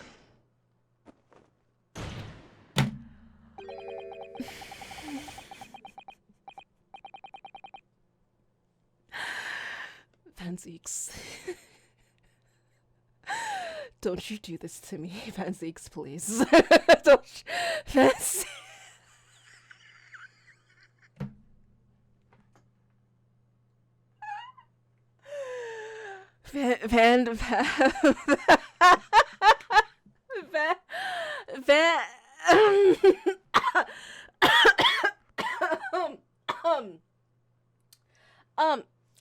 Van Zieks, my name is Rose, and I would like to carry on the Van surname. So how about you just get your ass off in court and come to me, and we can make Van Rose. I think that sounds better than Van Zieks is nice, but Van Rose I think is nice, and we can just follow down the family line of Van Roses. Okay. let me calm myself down. Okay. If the sights of my iron-heeled Wellington offense, pray do forgive the discourtesy.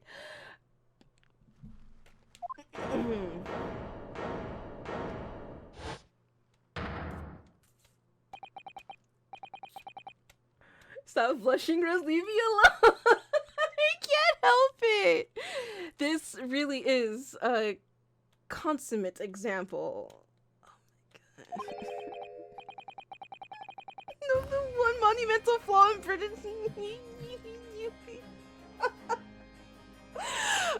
Okay, snap out of it. Snap out of it.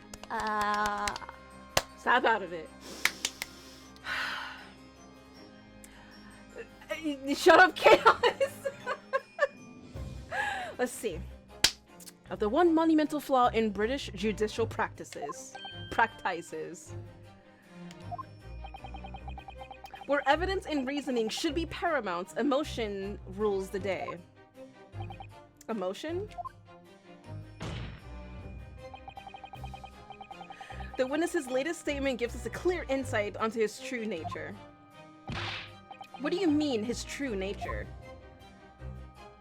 Do you really think Scotland Yard would have made such a glaring omission?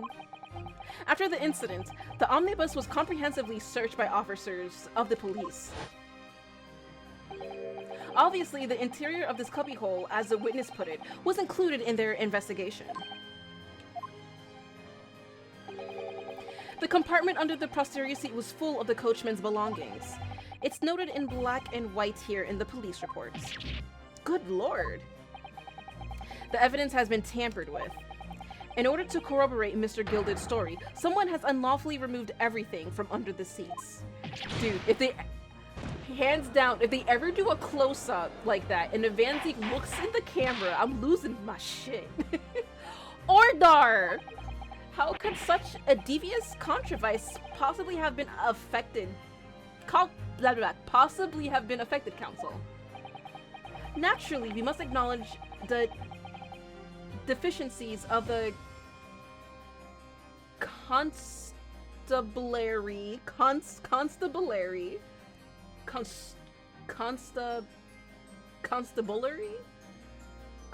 I think it's constabulary, and allowing this to have happened.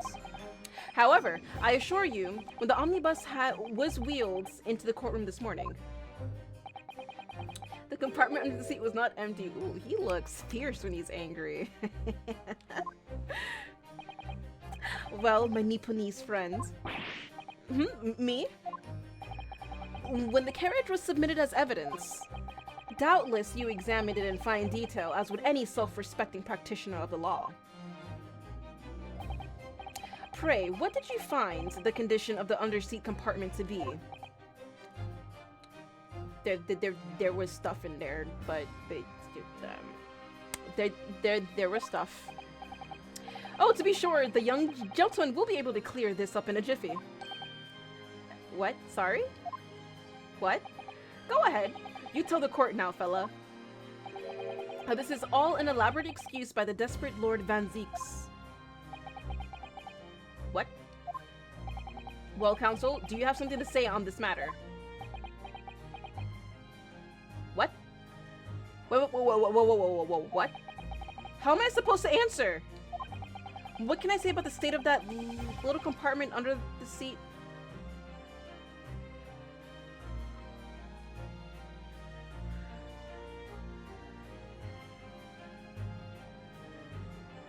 No.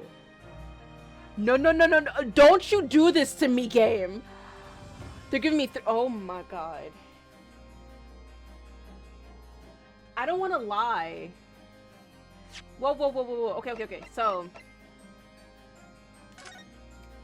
you see, I did look.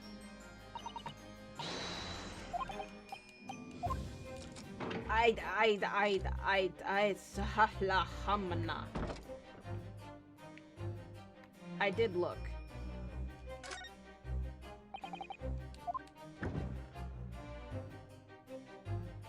Wait.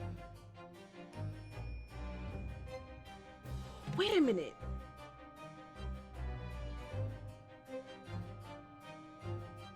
What? This is a storage compartment, but there's nothing in here. It's totally empty. Something doesn't seem right. But I can't put my finger on what it... There was clearly stuff in there. I remember. There was stuff in there. The first time we examined. There was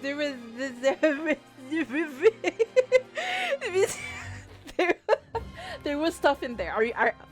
What the fuck? There was stuff in there and it's gone.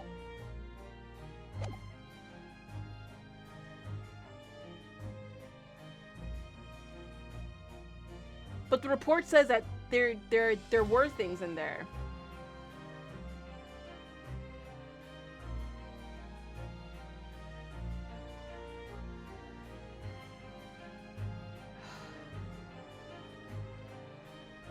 I mean, it wasn't empty though. That means to say that what he said is true, and then that disproves the fact that she was under the thing.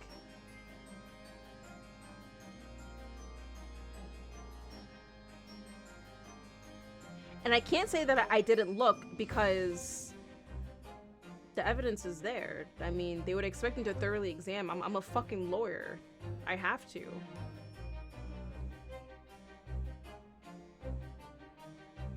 And I don't want to lie, saying that it was empty.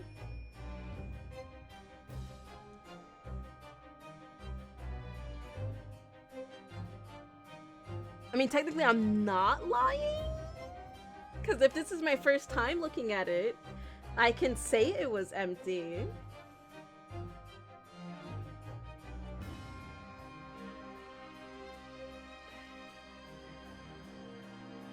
Shit.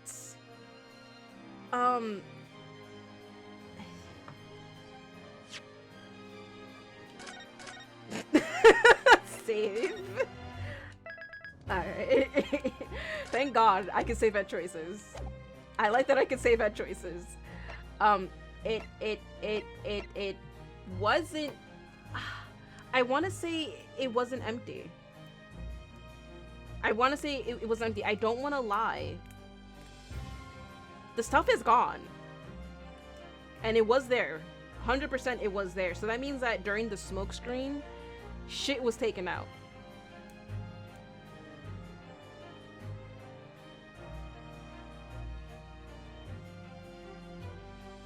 But I still think she would have fit in there, though, to be honest. But then that'll disprove what we all learned. It wasn't empty. I really don't know if giving this answer is helping my cause as a counsel for the defense. But as far as I remember, at least, when I first examined the compartment, I'm fairly certain there were a number of articles inside it, yes. Are you sure, counsel? Ada, be whist. Why does he say Ada? Ara? Ara? What are you saying now, you daft doll? I thought you were on my side here. Look, I need to tell the truth, Mr. McGilden. I'm sorry, I have to. What game are you playing? Your task is to defend the man in the stand. Why would you say something to compromise his position?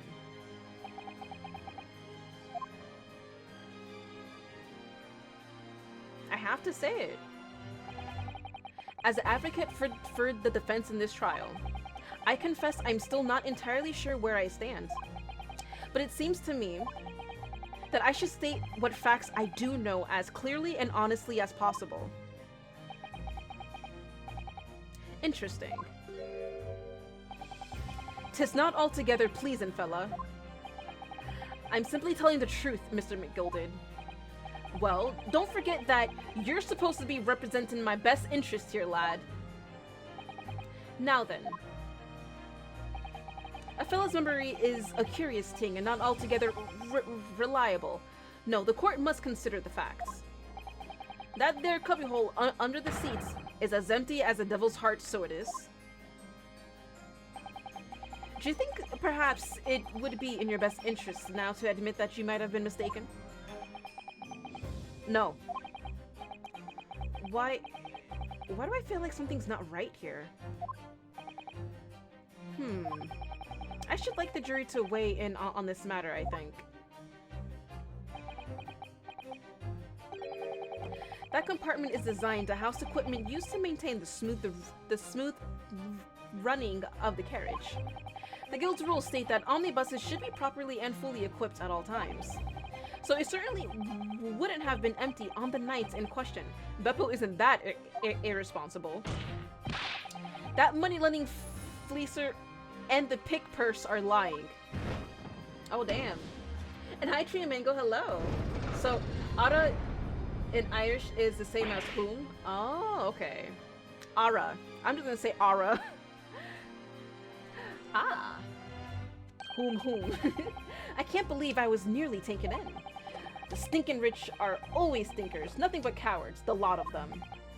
What? Oh no. It's a trick. Of course it's a trick.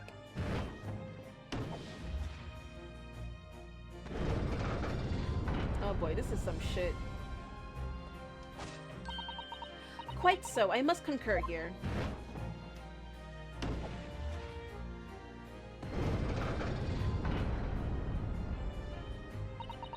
With calm, calculated reasoning, one arrives clearly at the truth every time. Yes, but every time a different truth, it seems.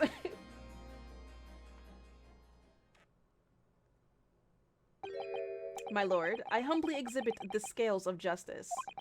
Clearly, a verdict of not guilty at this time would be wholly inappropriate. Thank you, counsel. But before we proceed any further, there is a matter of the outstanding cross-examination.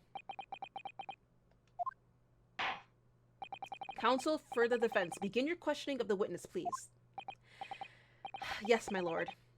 What just happened? The whole balance of the trial just shifted, almost beyond recognition. The Reaper of the Bailey is at work, it would seem. Vansies can Reaper my ass anytime.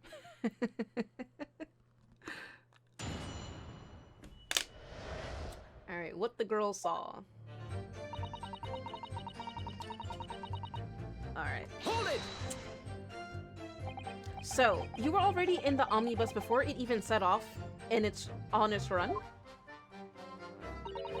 Well, yeah, I mean, what's the point of spending a Joey to make a few bob, eh? That's a rum idea. That's a rum idea, innit? I suppose she means there's no point spending money to make money. It actually makes sense. Counsel, may I remind you that this girl is a petty thief? Kindly refrain from entertaining her tenants. Well, that does clear up the little mystery of the fares and all. 4 paying passengers at 5 pence apiece, making the 20 to which the cabman testified, and one little scapegrace riding for free. The red conch of a driver always goes for some grub before his last run, see? So that's when I slip into the carriage and get myself hidden under the seat. Nice and easy, right? But your hiding place is a storage compartment, full of equipment for the coach, no?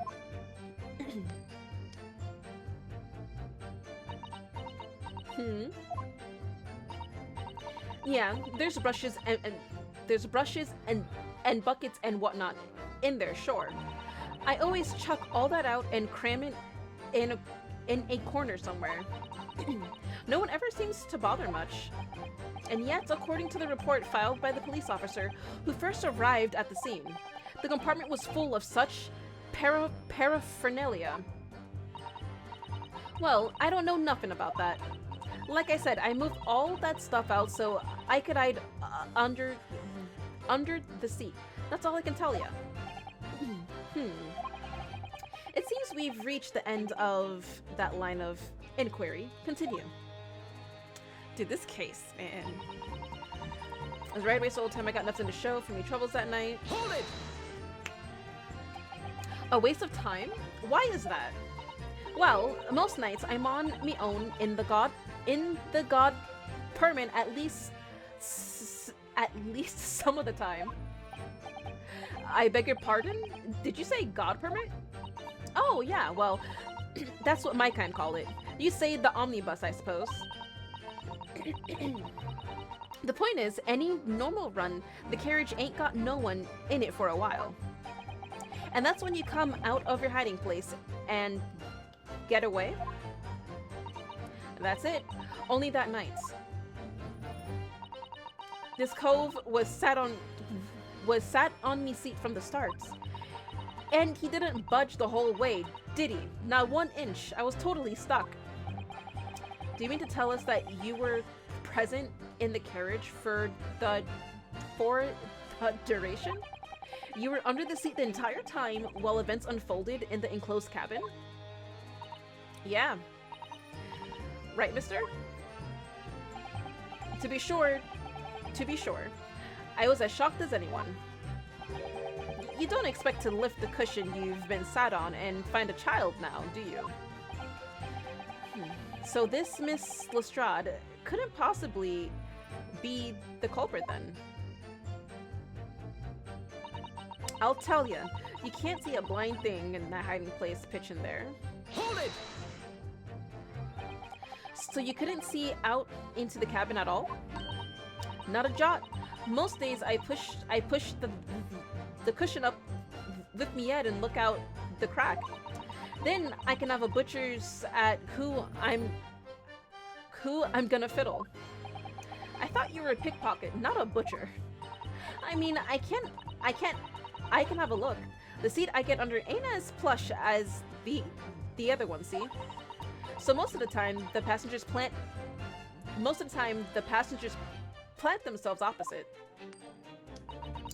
But for some reason that night, this here Irishman kept the whole journey right over me head. And for that reason, you weren't able to push the cushion up to peek out, I see.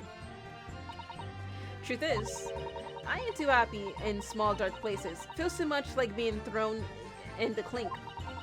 But it's the only place to hide in them carriages, so it's Opson's choice.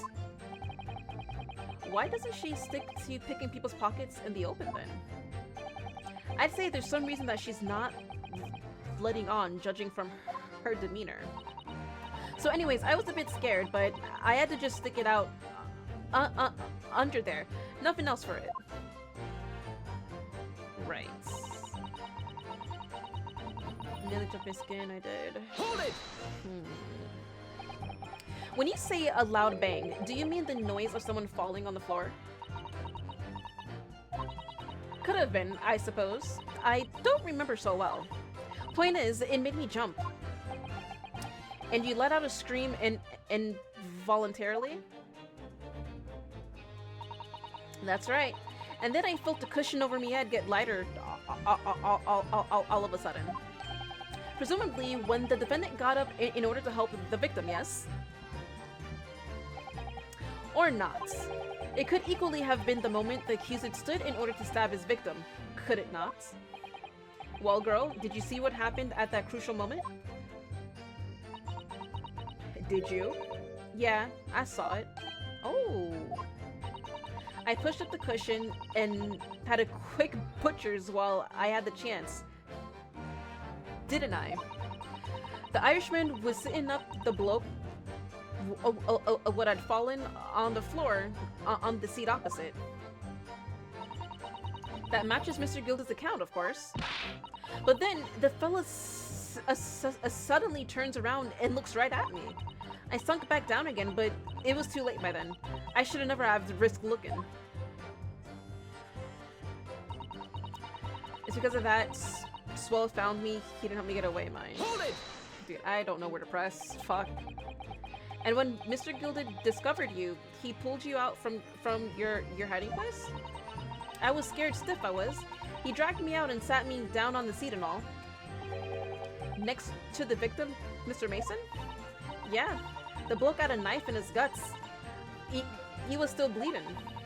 Then the carriage lurched a bit, and he ended up falling onto me. How awful. Both me hands got covered in blood. It made me feel sick as a dog. Oh, that's what happens. Both her hands covered in blood. That must be what the rooftop passengers saw. After that, I believe you talked with Mr. Gilded for a while, is that correct? He asked me some stuff. Wanted to know my name and what I was up to and that. These fucking accents! God! Then I heard something from above. Someone screamed. Yes, Mr. First on the roof deck, one would presume. Well, I didn't want no one seeing my face, so I didn't look up. When the horses were drawn up smartish, and this here Irishman says to me, "Get back under the seat. I'll see that you can get away later." All 6 members of the jury had decided that the defendant was innocent. For one brief shining moment, yes. It's clear that they are still very unsure. If we could just find some conclusive piece of evidence among this new testimony, I'm sure we would clinch the verdict we want. Yes, I think you're right. And I have this niggling feeling, something bothering me, but I just can't quite put my finger on it. Okay.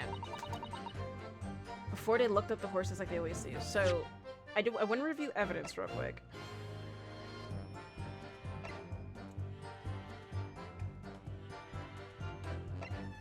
Leather gloves Affinity was wearing at the time of the incident, there was a blood stain on the right glove.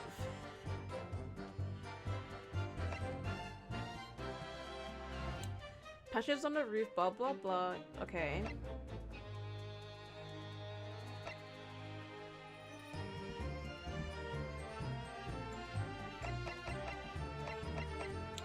Okay.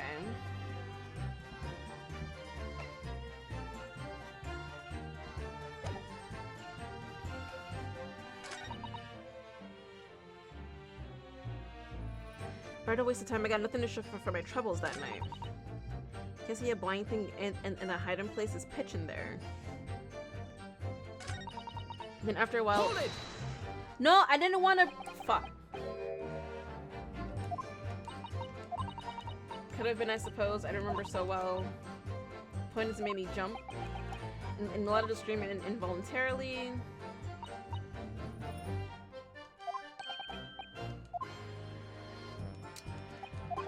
Skip. Skip.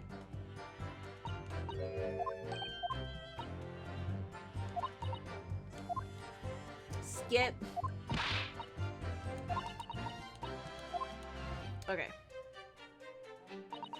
I didn't even do that. That shit scared the fuck out of me. Alright, I want to examine the bus again.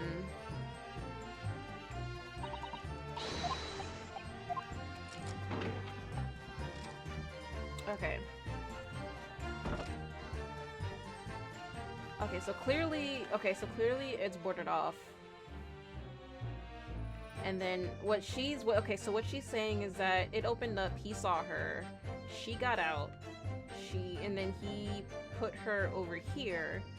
The body slumped over onto her. Her hands got bloodied, trying to put him back. And yeah. And then he put her back inside. But the problem is the fact that, like, there was stuff in there.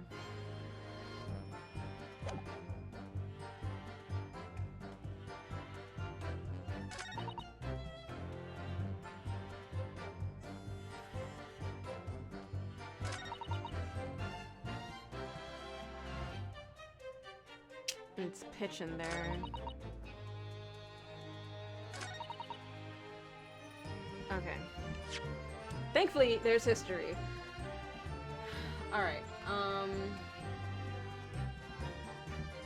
the noise of someone falling. I could have been supposed to remember so well. Ponies made me jump. I left the cushion over me in my hand to get light all of a sudden. Presumably when defended.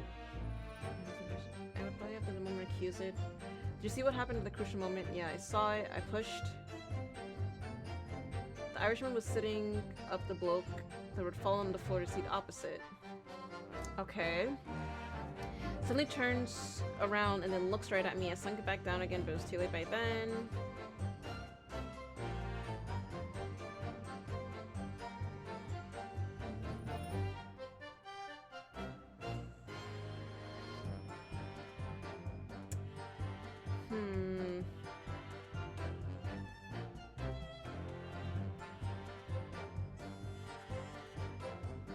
Okay, see, both her hands covered in blood. That must have been what the rooftop passenger saw.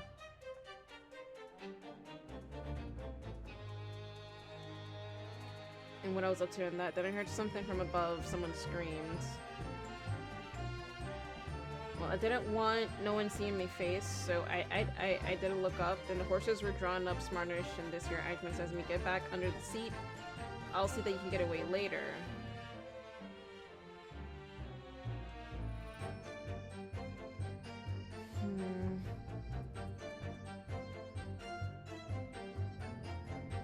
This one's tricky. I'm actually unsure what it could be. I know there's 15 minutes left in this session. I'm trying.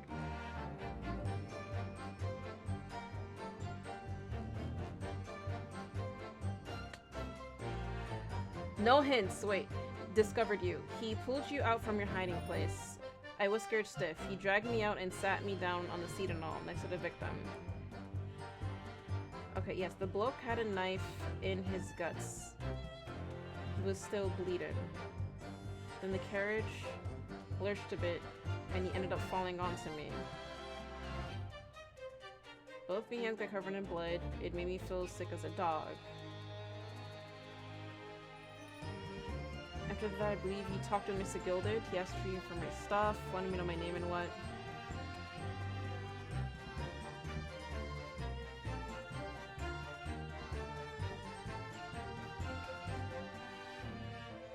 The bullock had a knife in his guts. He was still bleeding. Then the carriage lurched a bit, and he ended up falling onto me.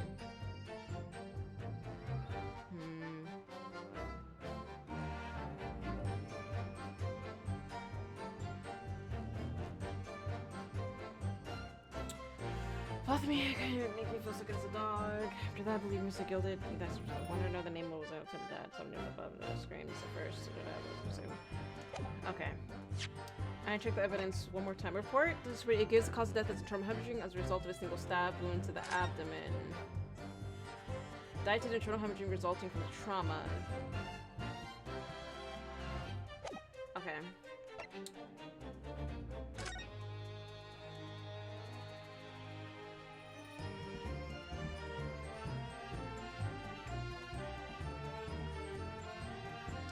So yeah, guts, abdomen, that matches.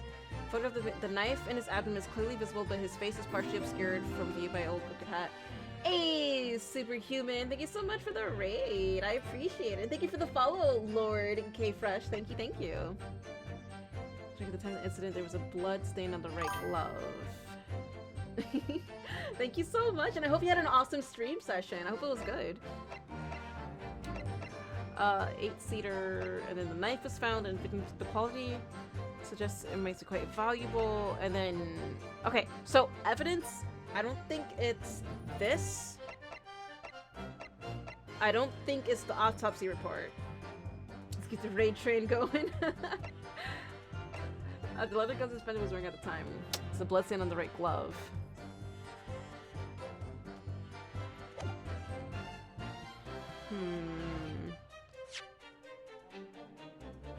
Okay, she said both her hands.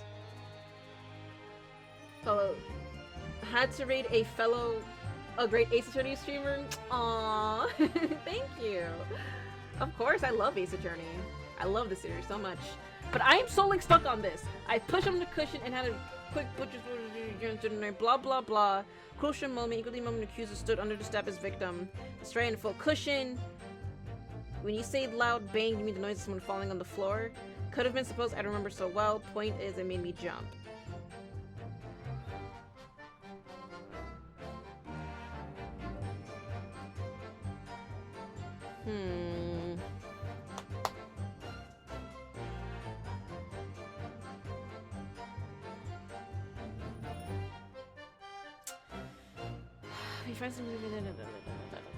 Okay.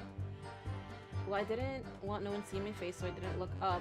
Then the horses were drawn up smartish, and this your Irishman says we get back under the seat. I'll see that you can get away later.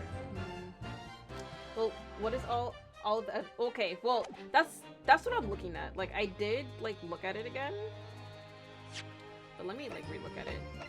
It's obviously the armband though. Okay, so autopsy, brickmaker, blah blah blah. Time of cause of death: stabbed once in the abdomen with a knife while journeying in an omnibus. Died due to internal hemorrhaging resulting from the trauma. Right. Then we look at the picture. He has a crooked hat. He has, yeah, like there's blood. You know, like obviously he's bloody. He got hit in the abdomen. He got guts on him.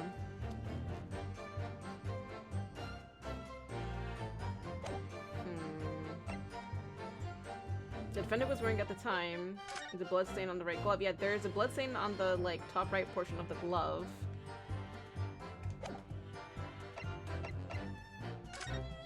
I did notice there was a blood stain on the bottom.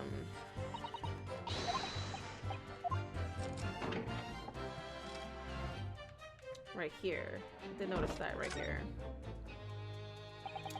See, that's blood, isn't it? Is something wrong? Oh, it's just, well, this blood stain is so obvious, that's all. And yet Van Zieks has made no mention. Wait. I suppose that does seem a little strange. Why do I have such a bad feeling about this?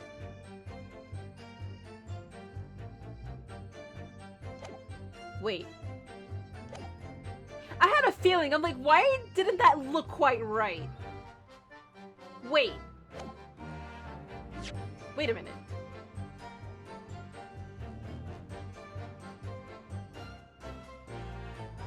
Okay, wait.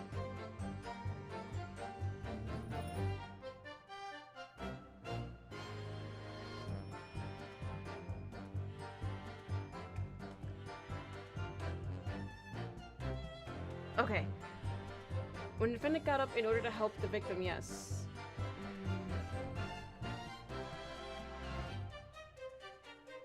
Was sitting, the bloke had fallen on the floor on the seat opposite. Okay. Was sitting up the bloke who had fallen on the floor on the seat opposite. Turns around, looks right at me, and slunk back. Hey Rose, you like anime? Yes, I love anime. I'm actually currently rewatching Naruto Shippuden at the moment. Well, let's open the door and go inside. No. Okay. I think I got it. I don't know.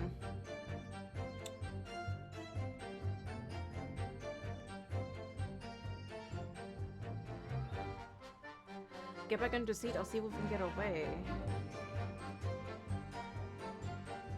And then I heard something from above. Someone screamed. Both hands got covered in blood. There must have been with the roof after that.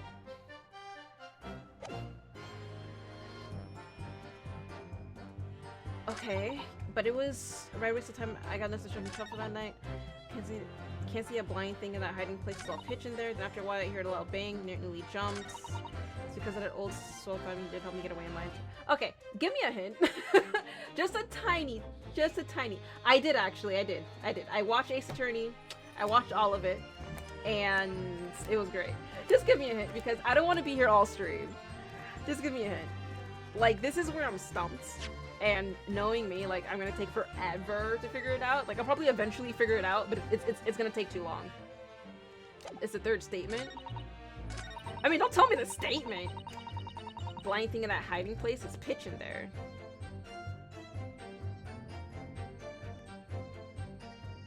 How? I did kind of suspect this, but, like, I didn't... How?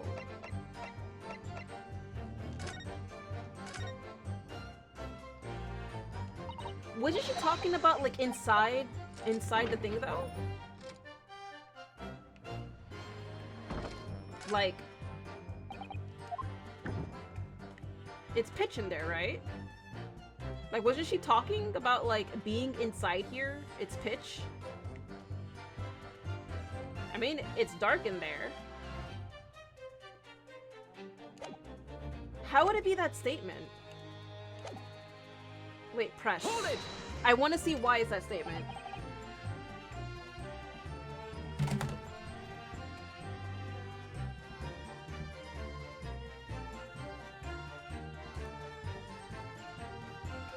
I wasn't paying attention.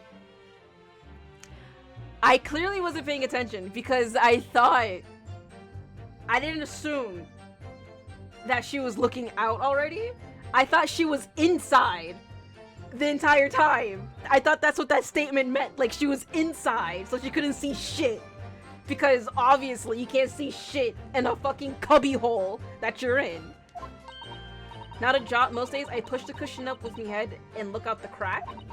Then I can have a butcher's who I'm gonna fiddle. I mean, I can't have a look. The seat I get under ain't as plush as the other one sees, so most of the time the patch just punches on the opposite.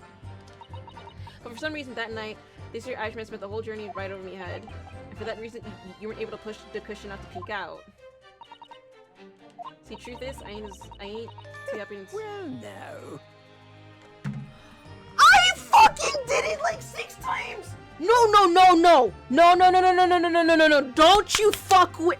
I did that statement like 10 goddamn times and you didn't say shit, old man. Are you fucking kidding me? Okay, no, so I was right. She can't see shit because she's in a shitty ass fucking cubby hole. And this crusty old man decides to do his statement now? No. You did it... Fuck this. Why would I want him to do it twice? I did it the one time! I did it the one time! It should do it the one time! Hello? Excuse me. You have some explaining to do, sir. Excuse me. Is something wrong, Mr. Mcgilman? I'm mad at this. No, I'm mad. I am so goddamn mad at this. Why? Oh, I do apologize. Was there something the matter, Counsel? I'm just wondering if Miss Lestrade's last comment made something occur to you, perhaps. That is so dumb. You also need to press the fifth statement before he says anything.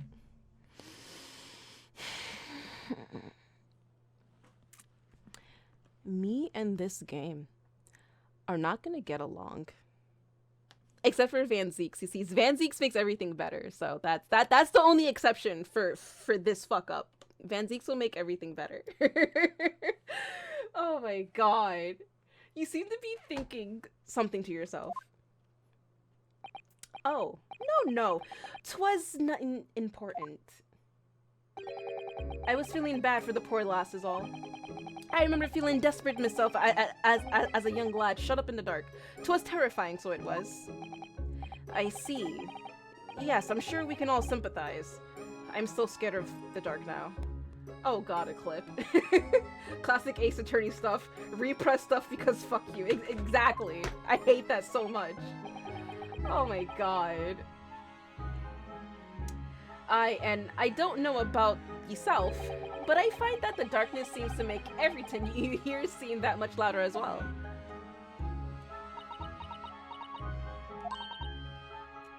Yeah. I suppose it does, maybe. Miss Lestrade!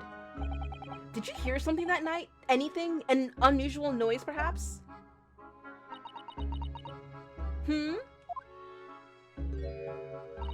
Nah, not really. All I could hear was the Irishman snoring. But jabbers! There's no need to tell the whole world of me foibles, ye little scamp. What a pity. If only Miss Lestrade had heard something, it might have given us a vital new clue. Yes. What should we make of that last statement of hers?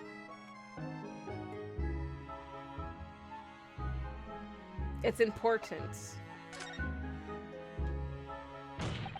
My lord, I believe the statement just made by the witness is profoundly important.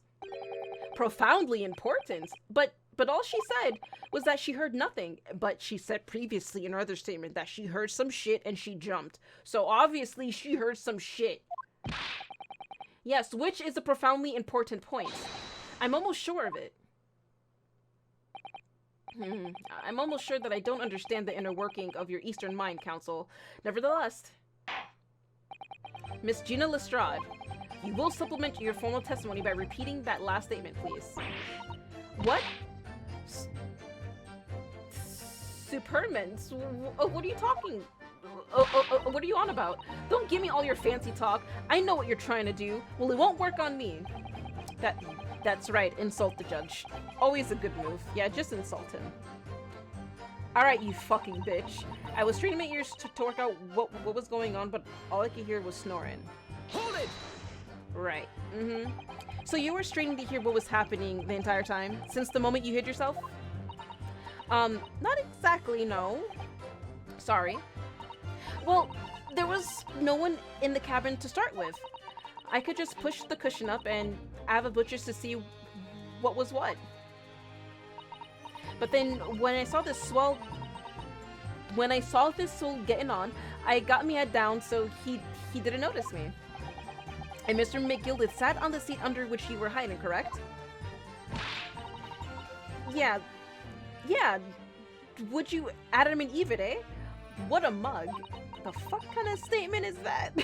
So then all I could do was listen. I was waiting to jump out of there as soon as I heard him leave, see? But a Woody? Not likely. Even though we stopped here and there, I never heard the door open. So I just had to say, stay put and listen to, I'm driving. To listen to, I'm driving is pigs to market snoring like an old dog he was. Oh my god. Roasted your ass. Are there any conclusions we can draw from that, I wonder?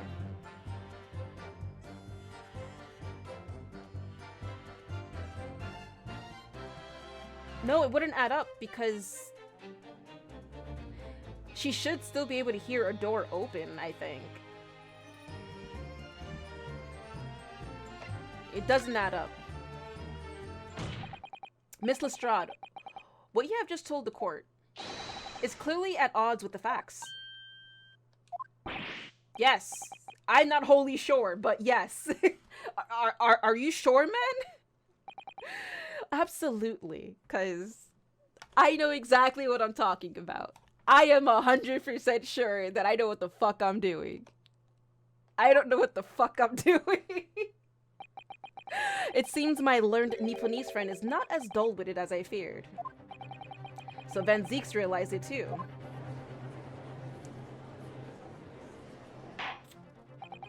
Counsel? I must insist that you bolster your claim with evidence, or some complicit party's name at the very least. Yes, my lord. I expect you to demonstrate this alleged contradiction to the courts.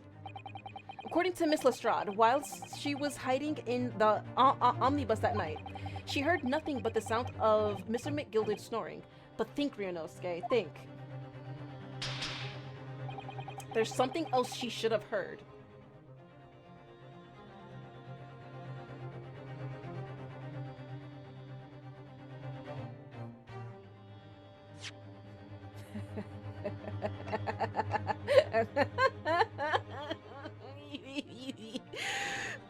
Photograph of the victim taking in the omnibus. The knife in his abdomen is clearly visible. His face is partially obscured by an old crooked hat. Blah blah blah.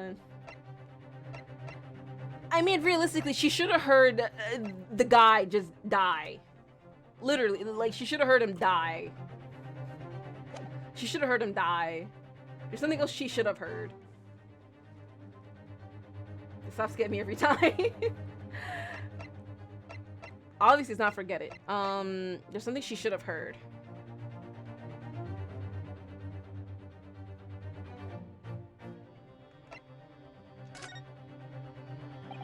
Very well, my lord. Allow me to elaborate.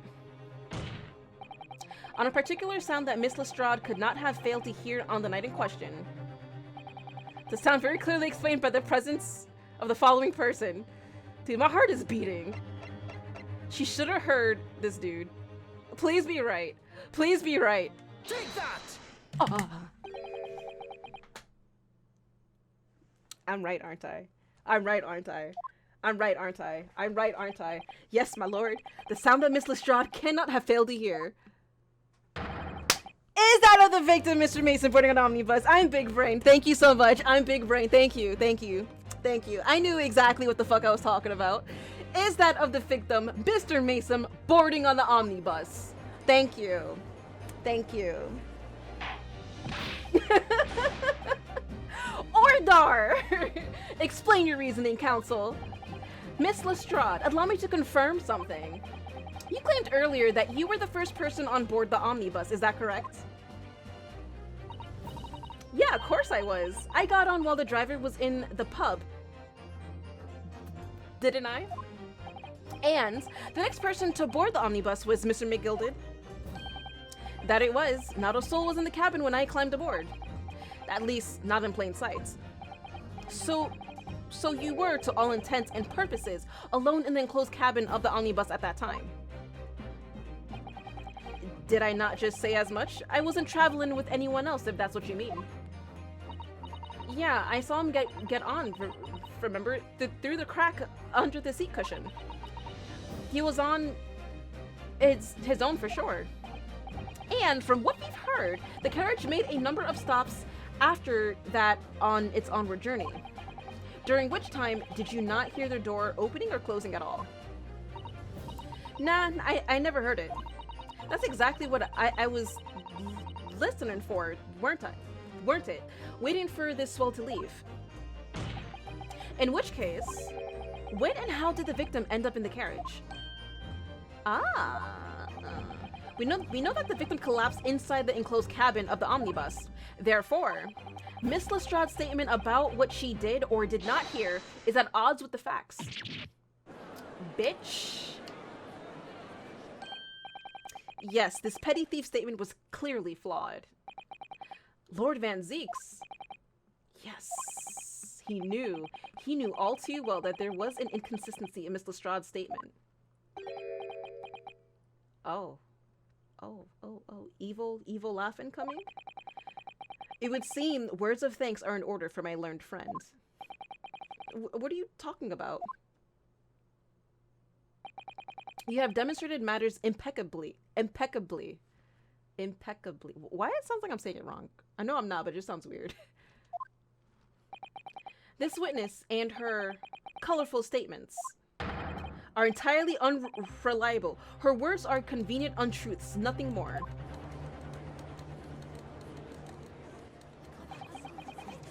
He's dead, right? How could the victim possibly not have boarded the omnibus? That makes no sense whatsoever.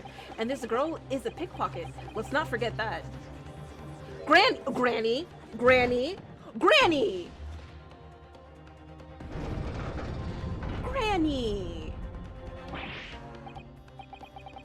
She didn't even say anything. Yeah, fuck you, Granny. I didn't want to judge the dear little mite just because she has some rather naughty ways. But I must say, I can't abide liars. And neither can I. Mr. Foreman. I didn't want to judge the girl because she has some less than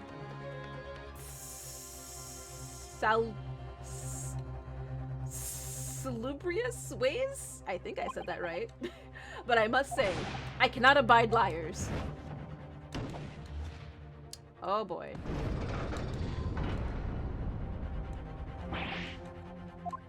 Mr. Naruhodo, that's 5 jury members leaning towards guilty.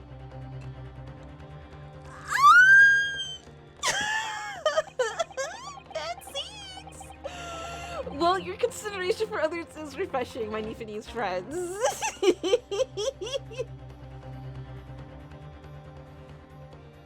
Why does it catches me off guard every time?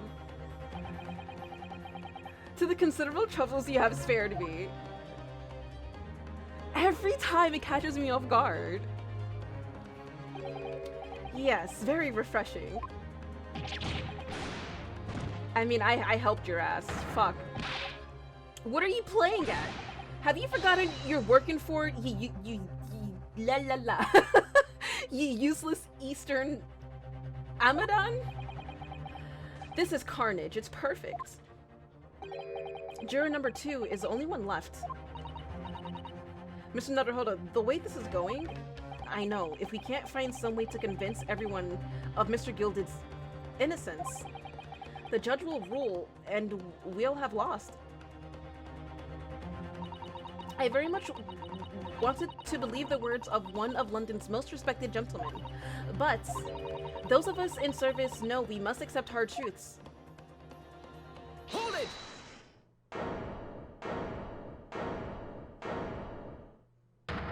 Oh.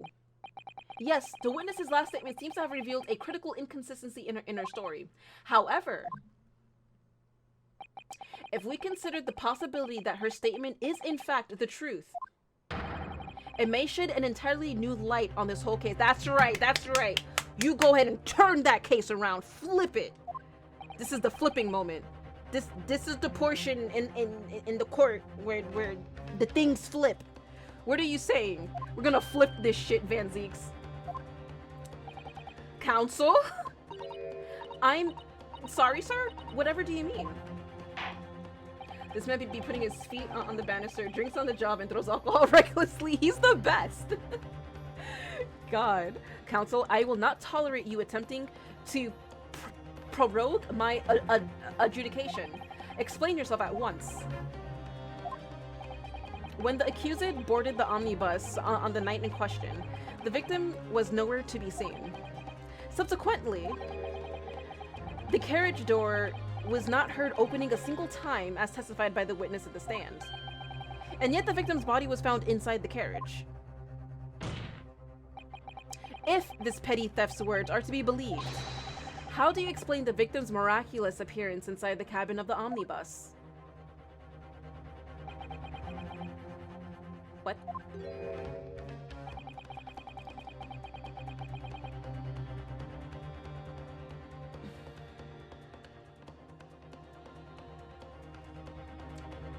Obviously not the last one, because if we're going on the assumption that she was right, we didn't hear the thing go inside, or her things. We didn't hear things. So it's not the last statement. There couldn't be another entrance because it's a tiny ass omnibus and there's only a cubby space, and that's it, and 2 doors, that's it. I want to say he was in there already. Hey, what is up, King Will? How's it going? Alright. He was in there already. Clearly, he was in there already from beforehand. Objection! Don't you object me. Van Zieks, please. Van Zieks, tell me, my learned friend, what was the function of that clearly in your last sentence? Well said, Lord Van Zieks. The clearly is troubling me also. No, that's really not the point. The point is that the victim must have been in the carriage from beforehand. Then answer me this. I actually thought I got it wrong. By beforehand, to what specific point in time are you referring? Don't put me on the spot like this! Well, clearly... Okay, I got it wrong. Fuck me. Fuck me. Okay. Judging from the Nifani's eye, so I ask you again. Okay. Yeah, okay. Because if it was beforehand, this asshole could have just ignored it, right? He could have ignored the fact that there was a body in there. But you know what? No. I guess not, because then the girl would have came in, she would have saw the body, and then, yeah. So, I guess he's not in there already. I don't want to see he was put there after he died.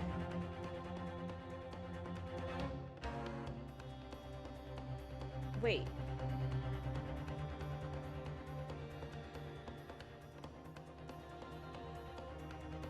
You know what? Maybe.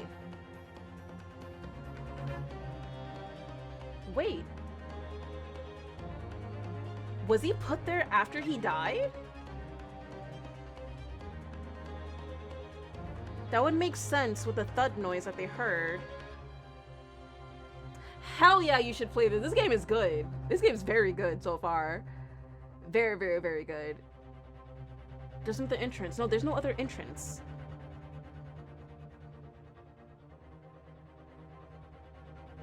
Yeah, no, there's no other entrance in the carriage. He was put there after he died?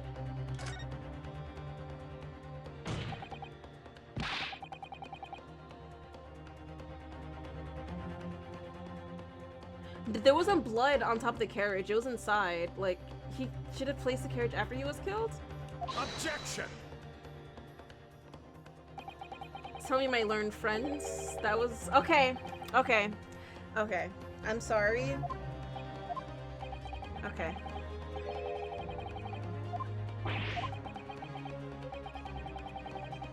Look, okay, to be fair, I guess there is another entrance. I guess there is another one. How? I don't know. Alright. So it's the middle one, but like, how's it the middle one? How is it?